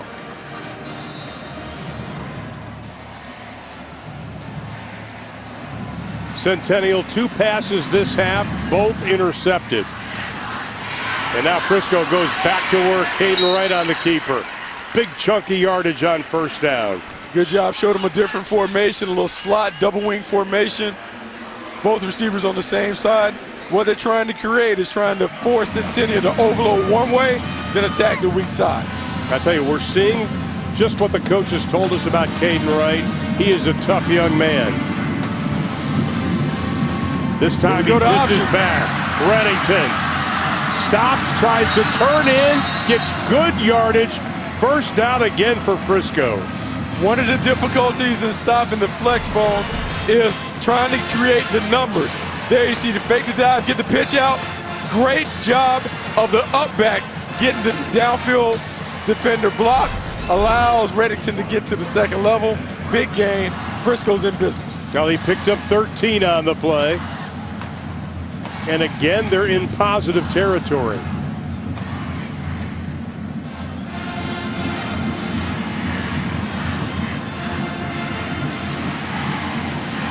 Reddington in motion. This time, Kyle Reddington's got it. Connor Reddington's 21. Kyle Reddington is 11. Having a lot of success running the belly, off tackle. Early in the game, they were able to hit him with the trap. Then they hit him with the power pitch.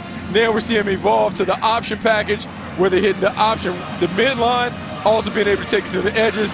Seeing a lot of diversity from this flexbone offense that Frisco's unveiling tonight. Well, good gain on first down. This time they'll pitch it back.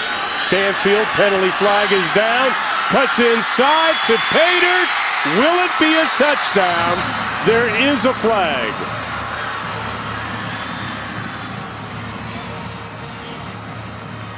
And it's going to come back. It would have been a 26-yard touchdown run.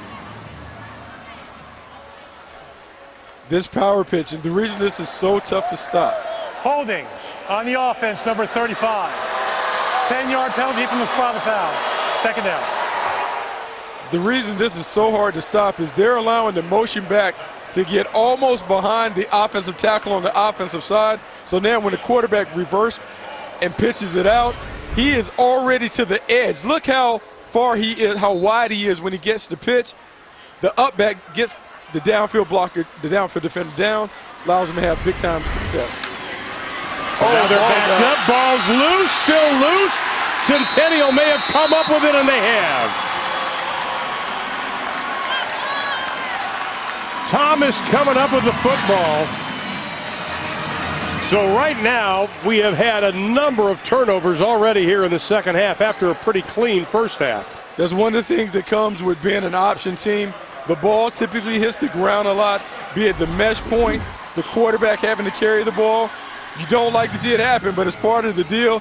He has to do a better job of taking care of the ball. He should either pitch it or tuck it away and secure it to make sure he retains possession. Kudos to Steven Saccarello, the middle linebacker, the senior. He's the one that forced the ball to come out. So now Centennial's got a chance to maybe put something together. Hunter Williams in the backfield joins Simus, and he goes in motion. Great time for a trick play. Double pass. I think they blew the call. About it. I think they blew the call. I think they did. You know, we talked at the top of the show how gadget plays were very much a part of Centennial's offense. That was set up to be one. That was set up to be a double pass, oddball formation, back motion out. I absolutely believe one of the receivers on that side should have taken off down the field. They were looking for a home run. Trick plays are terrific, especially after turnovers, emotional change. Now they just hand it off to Williams, and he is going to be stacked up at the line of scrimmage. You know, talking to Coach Webb about that, he says our players love the gadget plays. You know, I'll say this.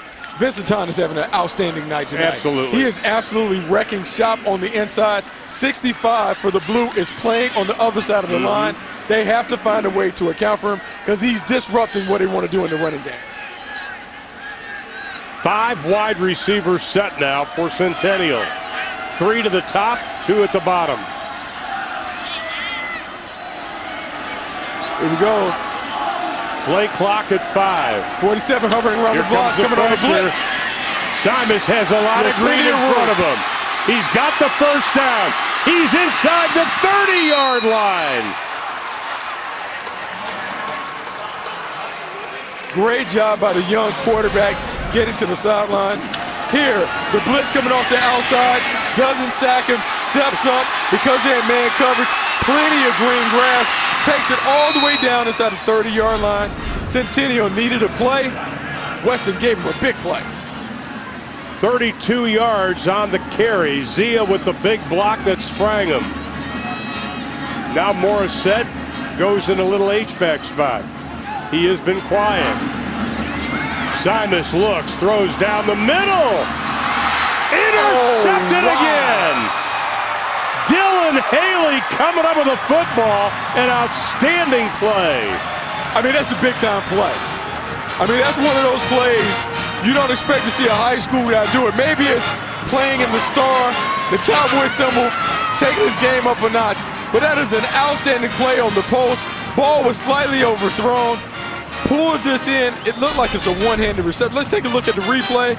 Fake the fly sweep, play action pass on the post, playing on the outside. That's a one-handed grab, brings it in for a touchback.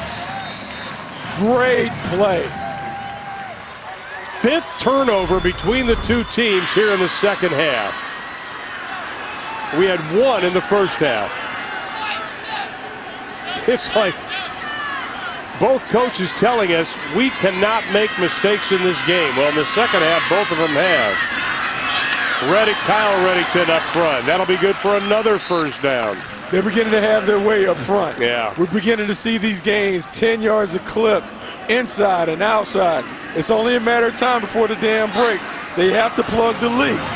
If not, in the fourth quarter, Frisco's going to have their way running the football. I tell you, when you've got Deaton at the left guard at 280, Anderson right guard 285. Timeout. Those are some Centennial. big boys you can go behind, and Centennial's going to call the timeout. Let's go back and take a look at the interception by Dylan Haley, because this was probably the play of the game. One of the plays of the game. Dylan Haley makes a great catch, puts his right paw out there, brings it back in, secures it. You don't see the ball move. That's an interception. Big-time play. Too many turnovers for both teams, but for Centennial in particular, after having a big play, getting inside the 30 in the scoring zone to turn it over, you just don't like to see those red zone turnovers. Second time we've seen them do that. Good Morning Football is the new daily morning show providing a fresh voice for the NFL and beyond. Good Morning Football tomorrow at 7, live on NFL Network. So Caden Wright goes back to work. 1st and 10 from the 33-yard line. Kyle Reddington straight ahead running, and you don't have to do anything fancy when you're getting 5 and 6 on first down. No, you don't have to be fancy. You just keep punching it up there, hitting them inside, having success running the football. That's what they've been able to do. They've been able to establish the running game inside and outside. This time they pitch it. Reddington loses the handle, covers it up back at the 30-yard line. That'll be a loss of 9 on the play. Ball handling for Frisco is something that they certainly have to work on. Yeah. I know it's new, the flex bone, a lot of different people touching the ball. It's something that they're going to have to add extra time into their practices to make sure people understand how to secure the football. Well, Coach Vance Gibson telling us it's a new offense, so he knew there would be mistakes tonight. Right. Boy, does he take a hit, and he loses a football. Hey, I will say this. Centennial has turned it up when it comes to the physicality. They are laying licks on the quarterback. Caden has given the ball up a couple times on big hits. Caden Wright has to do a better job of securing the football. Bryson Jenkins just really, I mean, it rocked him. Actually, the hit was by Logan Dodd. He's forced 2 fumbles already tonight. Second time he's come up and hit someone. Give him a nice little kiss on the cheek. Force the ball to come out. But can Centennial take advantage of it? Williams in the backfield. He's got it left side. Maybe 3 on the play. Danton coming up to make the tackle. Final 2 minutes and 5 seconds here in quarter number 3. Only scoring here in the second half, a field goal. And Hunter Williams is down. That would be a big loss. He is their main running back. Hopefully it's just a cramp, and when they do that, what you're seeing right there, it usually is.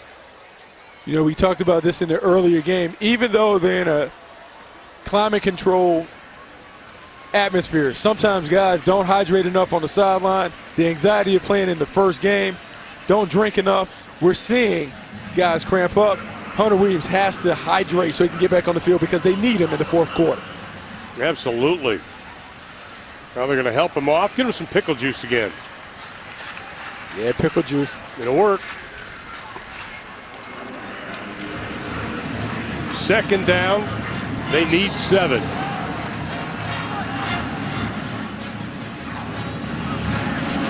Brock Floyd now in the backfield also. He's got the ball. Hands it off to Isaac Williams. So Brock Floyd came in at quarterback. We knew we'd see him. Floyd, the backup quarterback, had a high ankle sprain last week. Weren't sure if the junior at 5'11", 150 would be able to play. Coaches wanted to get him some playing time. So he's come in now in a reserve role. And also, when your young quarterback has struggled a little bit, has turned it over a little bit, maybe you want to see if the older quarterback can kind of settle the offense down. He gets the snap one-handed, rifle in the pass. Inside the 15-yard line to Morissette, and you were talking, they got to find ways to get him the football. They did, and it's a first down. Yeah, he has to be a bigger part of the game plan. We saw early in the game he had a nice catch on the sideline. I would like to see him catch 3, 4, 5 more balls to have his impact on this game. I mean, he is 6'5", 200 pounds. You got to find a way to use that body and that ability. On 1st and 10. Isaac Williams tripped up behind the line of scrimmage. There goes that man again. Time playing in the backfield. Tackle for loss. He is so quick, and that's one of his strongest attributes, his speed. You know, quickness, sliding in, angling, shooting gaps. Very disruptive player. Hunter Williams back in after the cramp. The roll out by Floyd. He keeps it straight ahead. Tripped up as he gets down to the 7-yard line by Boyd. You know, that was a design quarterback run. Basically a quarterback sweep. Takes it around the edge, finds a little crease, gets into the secondary, works down to about the 6-yard line. Like this play. 12-yard run as the clock winds down, quarter number 3. Are they going to get this play off? And they won't. So when the fourth quarter gets underway, Centennial will have the football. 3rd down and 3 from the 6-yard line. They'll also find themselves down by 7. Fourth quarter straight ahead from Frisco, Texas.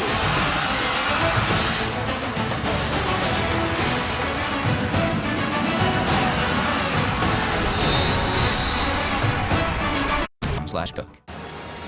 Part of the Ford Center and the Star Wellness Projects. Baylor Scott and White Sports Therapy and Research Facility will also be part of this incredible facility. With more on that, here's Jane. You know, when you're on the sidelines, you typically see team doctors and trainers, but I'm here with Dr. Mark Barisa, who's the director of neuropsychology. Now, what do you bring to the sidelines that perhaps the trainers or team doctors don't? Well, one of the unique things about a neuropsychologist on the sideline is our training is in brain and brain injury. So when we have an athlete that sustains a concussion, we have the ability to provide an additional assessment or a more thorough assessment to assist our fantastic trainers that we have here in Frisco. You know, the NFL just had a discussion with some of us reporters last week talking about how they're stepping up ACT spotters on the sidelines. How are you different from that? The spotters are there to look to see if there's a hit that would warrant further investigation or further assessment of an athlete. We're the providers that actually would be doing that clinical assessment. So it's a little different than being a spotter, but at the same time, by being on the sidelines, I'm here when the hit occurs so I can see what happens and then provide the assessment that's needed to help the athletic trainers that are here. Now, are you guys going to be on the sidelines for every Frisco game?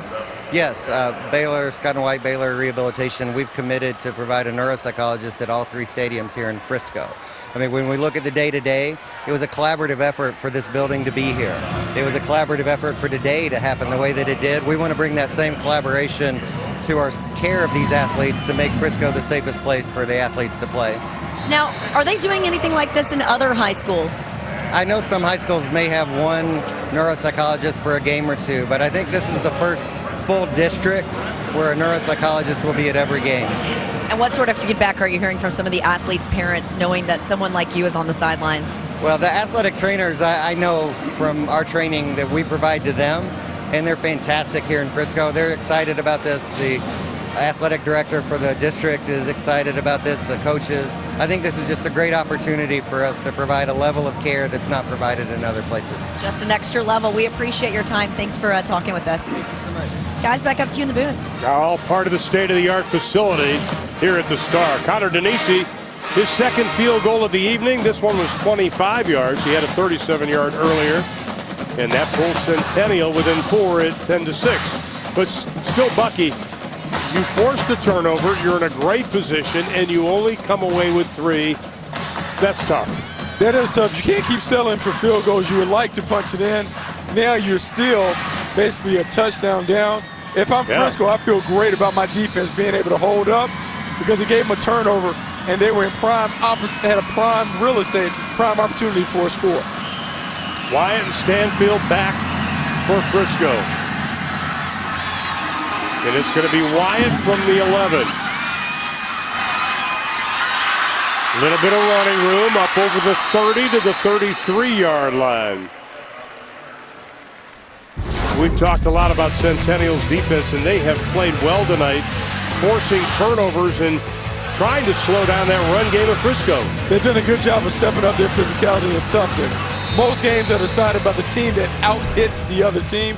This has been an even affair, but Centennial in the second half has knocked Frisco around a little bit. That's why we've seen the ball come loose. 6 turnovers between the two teams here in the second half.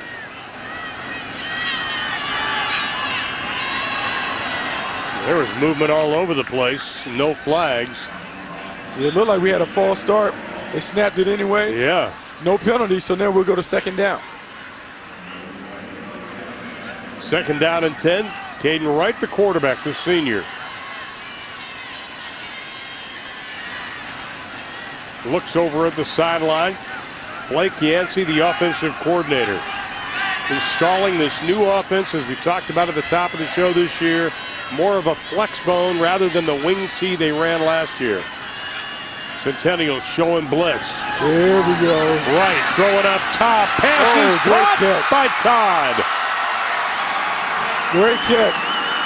In between 2 red jerseys. Now, Ron, this is a play that they tried to do early in the game. There was a penalty that stopped them from running it. A little switch play where you had the inside guy run a post, outside guy run a post, inside guy run a wheel. Play action, sucked them up, was able to throw it over the top. First completed pass, and it went for 28 yards.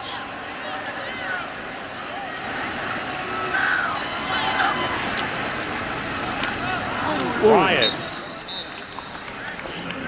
You can hear the pads up here. Man, the pads are popping down there in the trenches. Centennial has really turned it on. Doing a better job of slowing down the run game. Have to figure out a way to get out the field. You don't want to let Frisco get a score. You would like to keep the score exactly where it is at 10-6, because a touchdown means the Centennial goes ahead.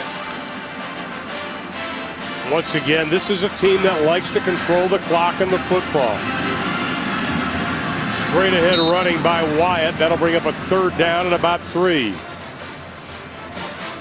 And they are content, I think, with doing exactly what they're doing right now.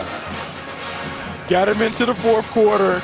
You want to see if you can lean on them. We've talked about the big physical offensive line. Jack Anderson, Dawson Deaton being able to lean and move those bodies off the line of scrimmage. You would like to think with the number of plays they've run in the 4th quarter, at some point they'll wear them out. Pitching it back to Stanfield, looking for a block, got it. 1st down and a little extra. Breaking tackles, critical. They was there, able to get out of the tackle, get to the sideline. 1st down for Frisco. And they are on the move again as we are inside of 9.5 to play. And they are taking their time offensively.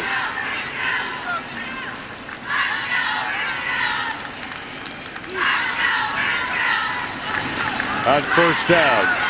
There you go. Bring it back, Connor Reddington. Takes a couple of hits. Jackson Gibbs coming up from the free safety spot. They're going to spot the ball at about the 16-yard line. There's one thing that you can't dispute with either of these teams. Two tough, hard-nosed teams. Yeah. I've been really impressed not only with Frisco and the way they've been able to physically establish themselves on the ground, but the way Centennial has stepped up. The pads are popping. Two very hard-nosed teams. Kyle Reddington straight ahead for the first down, and he's got it. Right at the 15-yard line. At times, Frisco is so methodical running their offense. Very methodical, taking the play clock all the way down to within 5 seconds. It's allowing them to really control the tempo of the game, keep Centennial's explosive offense on the sideline. That's what they're doing.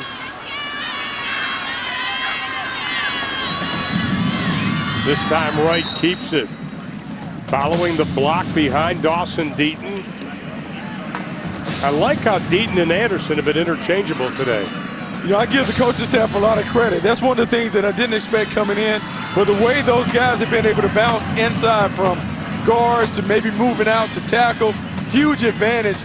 And if the defense doesn't have a high IQ, they can take advantage of you, because we saw them really use the belly series when both guys were lined up beside each other on the right. Now Deason goes back to the left guard spot. Here we go. Two guys movement, yep. There was a lot of movement. They've had it before, two guys moving. They didn't throw the flag. This time, two guys moving, they did throw the flag. Do they want third down?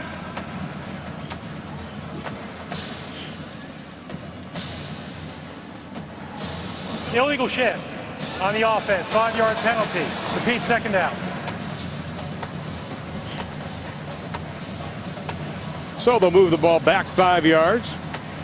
And this is what's happened to Frisco a couple of times. They have nice little drives, they have a penalty, or a bad play pushes them back. Normally in this situation, we've seen them go to the bootleg. Seen the quarterback come out the back door. Let's see if they go back to it. 10 penalties on Frisco tonight. Wright keeps it, gets close to the 10-yard line. So it'll be third down in about 4.5. Caden Wright did a great job of getting inside, faked the pitch, hit it up inside, is able to make it a manageable situation on third down. Now Frisco going with a freshman in the backfield, number 8, Isaac Berg. He's actually kind of at an H-back spot right now. Now he goes in motion. Oh, Reddington cuts back, trying to get to the corner, doesn't get there. But it'll be good enough for a first down. Gets down to the 2-yard line. This is a nice cutback by Reddington on this play. Takes it inside, comes out the back door, slips it. The only thing, the coaching point, if he had the ball in the outside arm, he could use his weapons. Probably could have stiff-armed it and maybe got into the end zone. Great run, first and goal for Frisco. Wright keeps it himself, and he is stacked up at the line of scrimmage. Tries to get a little forward push from some of the big guys. Not going to happen. So it'll be second and goal. Ball's marked at the 1-yard line. You know, that was a nice little wedge play. Trying to get in. Caden Wright, I would say, man, you got the two big bodies. I wonder if they'll flip him over and maybe he can push right between those guys, Anderson and Deaton. See if they can get in the end zone. Well, right now they're both playing the guard spots. Let's see who he goes behind. This time he goes over the right side. Touchdown, Frisco. Right behind Jack Anderson. Great little quarterback follow play. Fake the dive, then follow the fullback right into the hole. Touchdown for Frisco. You gotta like what you're doing. Fake the dive, come right behind them. Tough play to stop. Big bodies, moving people, able to get it over the end zone. I mean, look how deep Jack Anderson pushed his defender. He was about 3 yards deep in the end zone after his block. The extra point is blocked. Could be a play, makes the margin 10. Centennial still needs 2 scores. But Caden Wright following behind the block of Jack Anderson. Ups the Frisco lead 16-6. 6:03 to play in the ballgame. On the Cowboys side of the Ford Center, this is their locker room. It is impressive. Every kind of machine you could possibly want. They got the free weights. They have the machines. As a former player, you probably just are a little envious. Well, we can go in there and work out a little bit, get a little cardio in. Yeah, I got cardio walking to my car. A little Stairmaster, then we can get a little pump. There you go. And this is what the Cowboy players see when they come in, including Tony Romo's locker, and hopefully that locker will be used in just a matter of weeks, not months. Frisco was impressive on that drive. 5 first downs on that drive alone. And you can see Wright only 3 passes tonight, but he did complete 1 to Christopher Todd. Went for 28 yards. I'm going to say this, as impressive as they are the first week, first time running this offense, I can only imagine how good and how proficient they will be as they get into the middle of the season. 4 teams in this division, if you're not used to seeing the flex ball, it's tough to prepare for it in a week. As they become a little better with the nuances of it, this is going to be a team that is a tough one to face.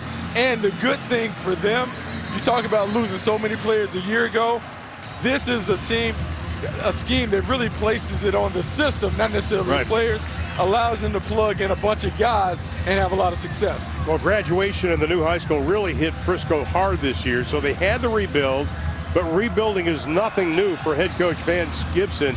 It's fluid enrollment, he called it at this school. Never heard that term before. So now Frisco will kick it away. Jack Reed teeing the ball up. Most of the kicks tonight have been pooch kicks, outside of maybe 1.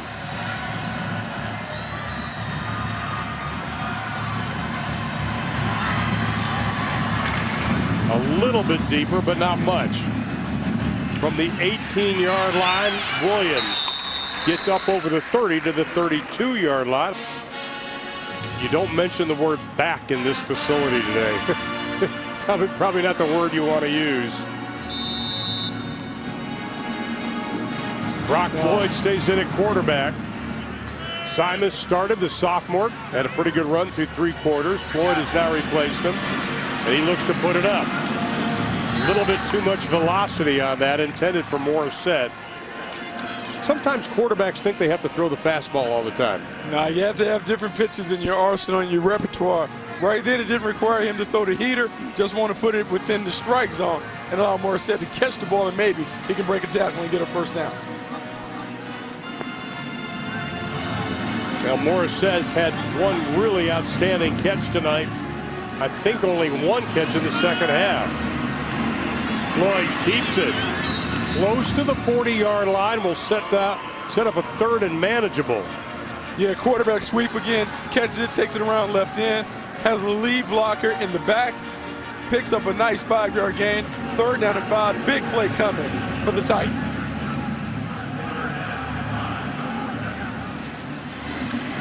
Here comes the pressure. Look like they're setting a little bubble screen up, and they do. Frisco reads it perfectly.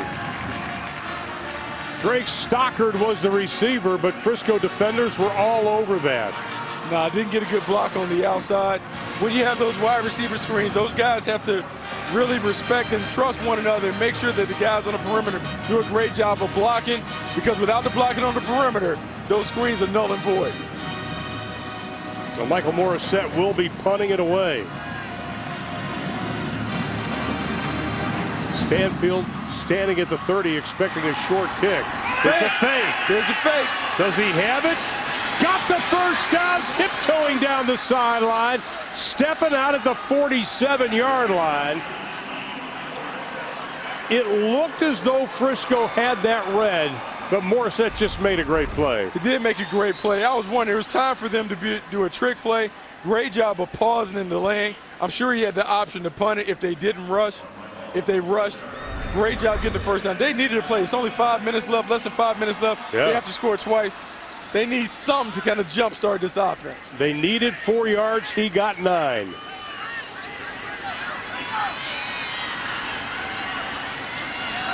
Floyd goes back to work, wide open, inside the 20.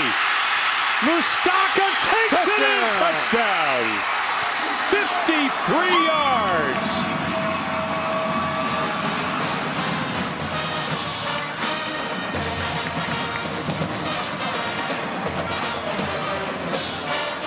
Impressive catch and run by Danny Mustaka, the shifty wide receiver.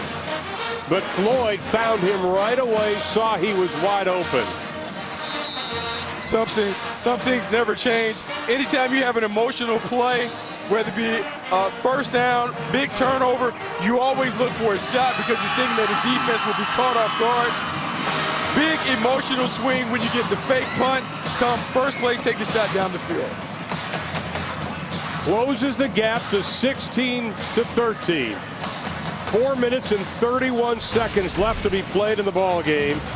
Brock Floyd's 53-yard completion. Mustaka takes it in. Look at the ball game going on.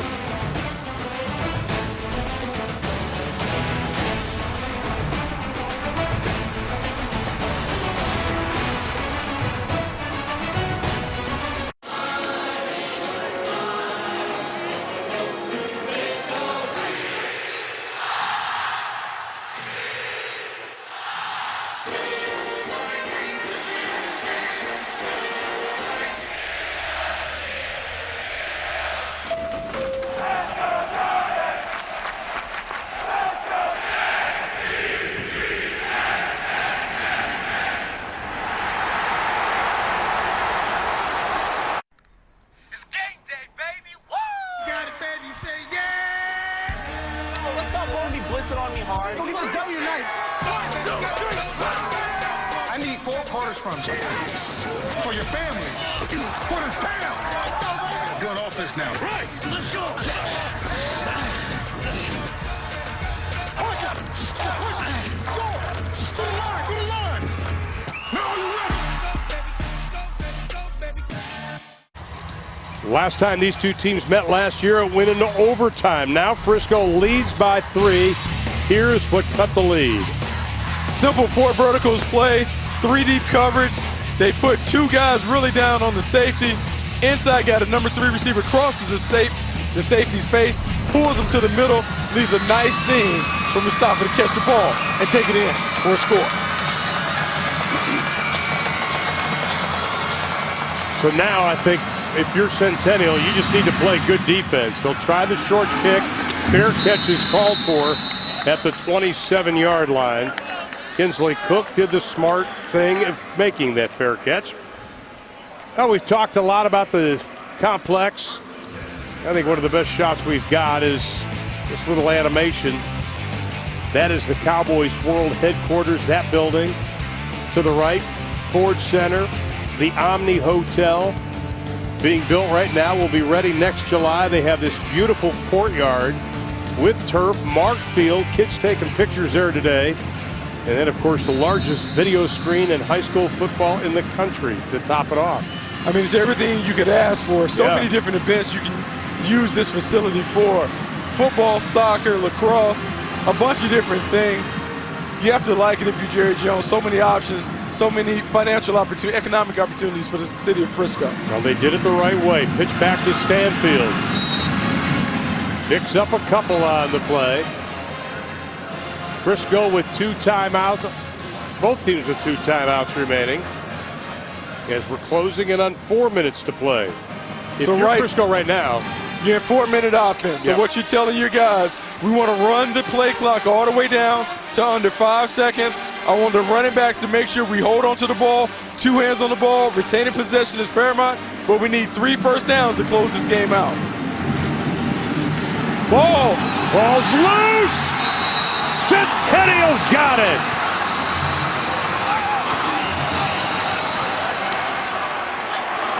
Steven Saccarillo again, Johnny on the spot from that middle linebacker position.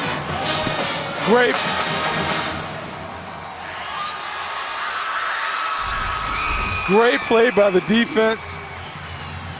Being able to penetrate. You always tell your guy, hit the quarterback every time. Somehow the ball will eventually come out. They do a great job of taking him away on the option, hits him, takes the pitch away, he puts the ball on the ground. Let's see what Centennial does with the opportunity. Well, they're going to try to run it, but it's nothing doing. No gain on their first play. 2nd down and 10. Inside of 3:40 to play in the ball game.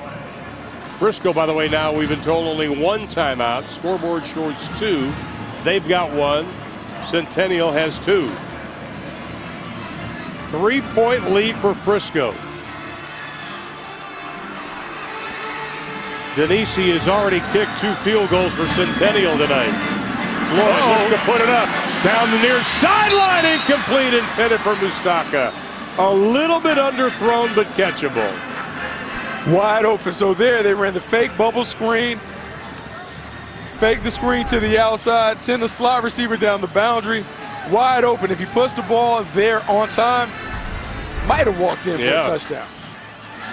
Now they're facing a tough 3rd down play.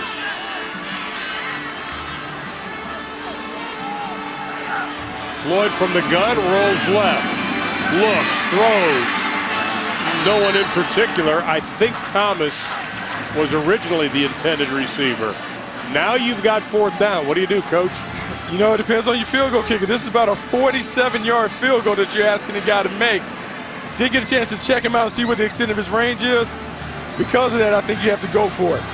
Well, Denisi has kicked a 37-yarder and a 25-yarder, but they're going for it.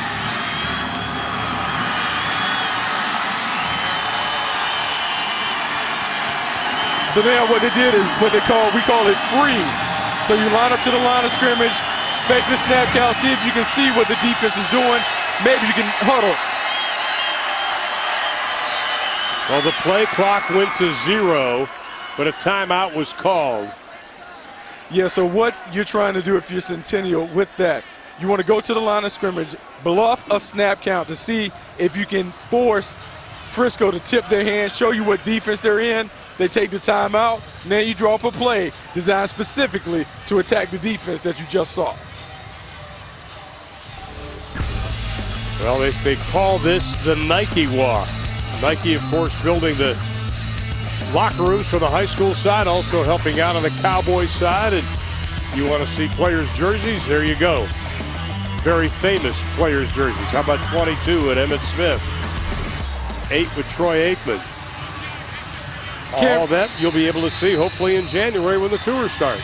Can't rave enough about this facility, all the things that are available, from the Cowboys facility to the things that they've done for Frisco in terms of allowing their teams to play in this stadium, to the Nike walk and all the stuff. This is a must stop when it comes to a destination if you're a football fan. Well, they're going to attempt the field goal. Denisi, it'll be a 47-yard attempt. High snap. Won't even get close.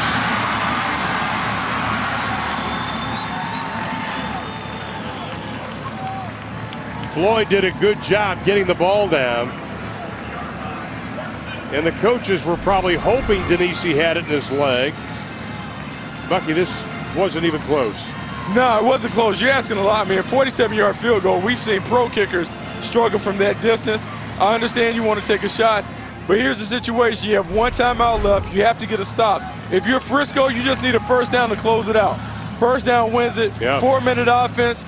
Do this all the time in practice, one-on-ones. 4 downs to get the first down. Let's see who's the toughest team. Each team now with 1 timeout remaining. You got to hope you force a turnover with Caden Wright. Switches hands on the football. Inside the 50, they'll mark him down to the 45-yard line. Big play, but he bailed them out by going out of bounds. The clock is stopped. You still have your timeout in your pocket. You have to figure out how you're going to use it. But now, situation is critical. Defense has to get a stop to give their offense an opportunity to come back. 24 yards on the pickup by Wright.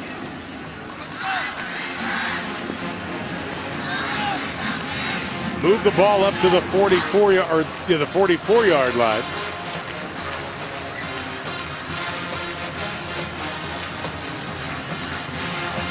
And Wright will signal call it. Kyle Reddington behind him. He keeps it himself. Inside the 40, down to the 37. Hunter Williams making the stop. Big play, little quarterback follow. Fake the dive. He follows right behind the fullback. 2nd and 2. Exactly what you want with the clock running at 2:35 to play. So now if you're Centennial, if you can get a stop here on 2nd down, on going to 3rd down, now you may think about burning your timeout. And that, I'm sure, is going through Vance Gibson's mind right now.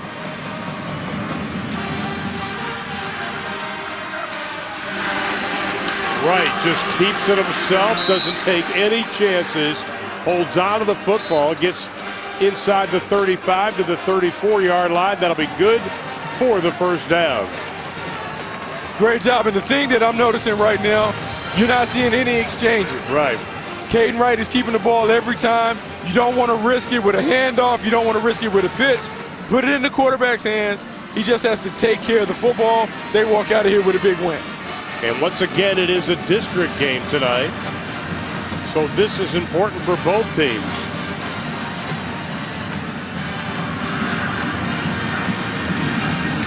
Wright keeps it again himself. Little stiff arm spin move down to the 27, a pickup of 7 on the play. Exactly what you want. Now you got to wonder when Centennial's going to burn the timeout. I think they're still going to try and wait. They're going to try and hope that they can get a stop on 2nd down, force a 3rd down situation. Then if they get a stop, it forces Frisco to make a decision on whether to go for it on 4th down or to kick the field goal. Well, Frisco content watching that play clock wind down. It is at 10.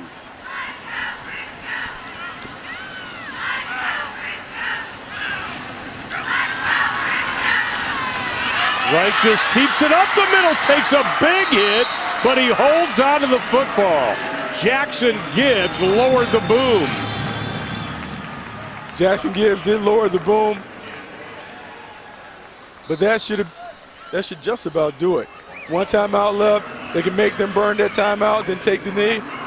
Frisco should be able to walk out with a big win in the start. I mean, think about it. Caden Wright on this drive has had a 24-yard run and a 13-yard run.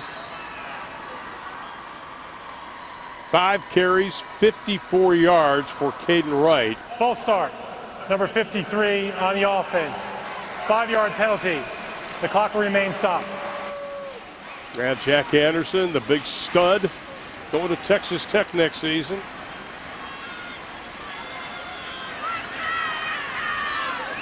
Well, of the 4 games played today, this by far the closest. It has been quite a battle between these two, and Wright's just going to take a knee, and that's going to do it.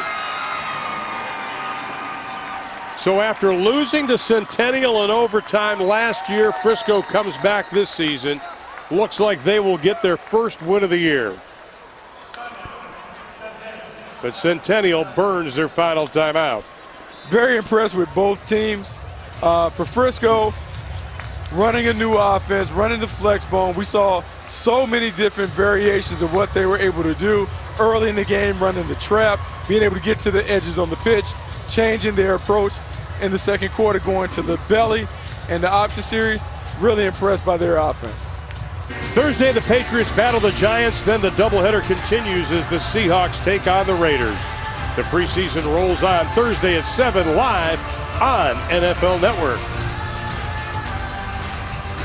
We want to thank everybody who has helped us put together, including the people at Frisco, the Independent School District, the city, and of course Jerry Jones, Stephen Jones, Jerry Jones Jr., and all the Cowboys organization. Thank you for allowing us to be part of this. Fantastic environment, great day of football. Football is obviously big in Texas. Really impressed with the way these guys have played. All the kids, hats off to Frisco for this game. Hats off to Centennial for playing. 2 really, really good teams. Very impressive to watch. So in his debut as a head coach, Matt Webb not able to get the victory. But his team fought hard. They had a lot of good things to build on. And Vance Gibson, though, is the winning coach, 16-13. He is standing by with Jake. Coach, Centennial didn't make this one easy on you guys in the second half. You get the win. How will you remember your first game inside the Star? Well, you know, a late night. But we're happy with the win. We have, pardon me, a lot of young kids. We just had 2 guys that even played last year on our offense. So these guys stepped up and, made some plays when we needed to.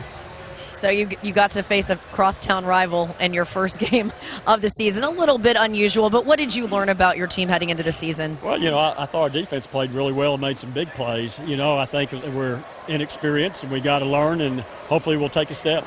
Congratulations on the win, Coach. Thanks for your time. Go enjoy it with your team. Not only is it a win, it is a district win, but it is a big one at that for Frisco. The final 16-13. When we come back to Frisco, Texas, we'll wrap things up.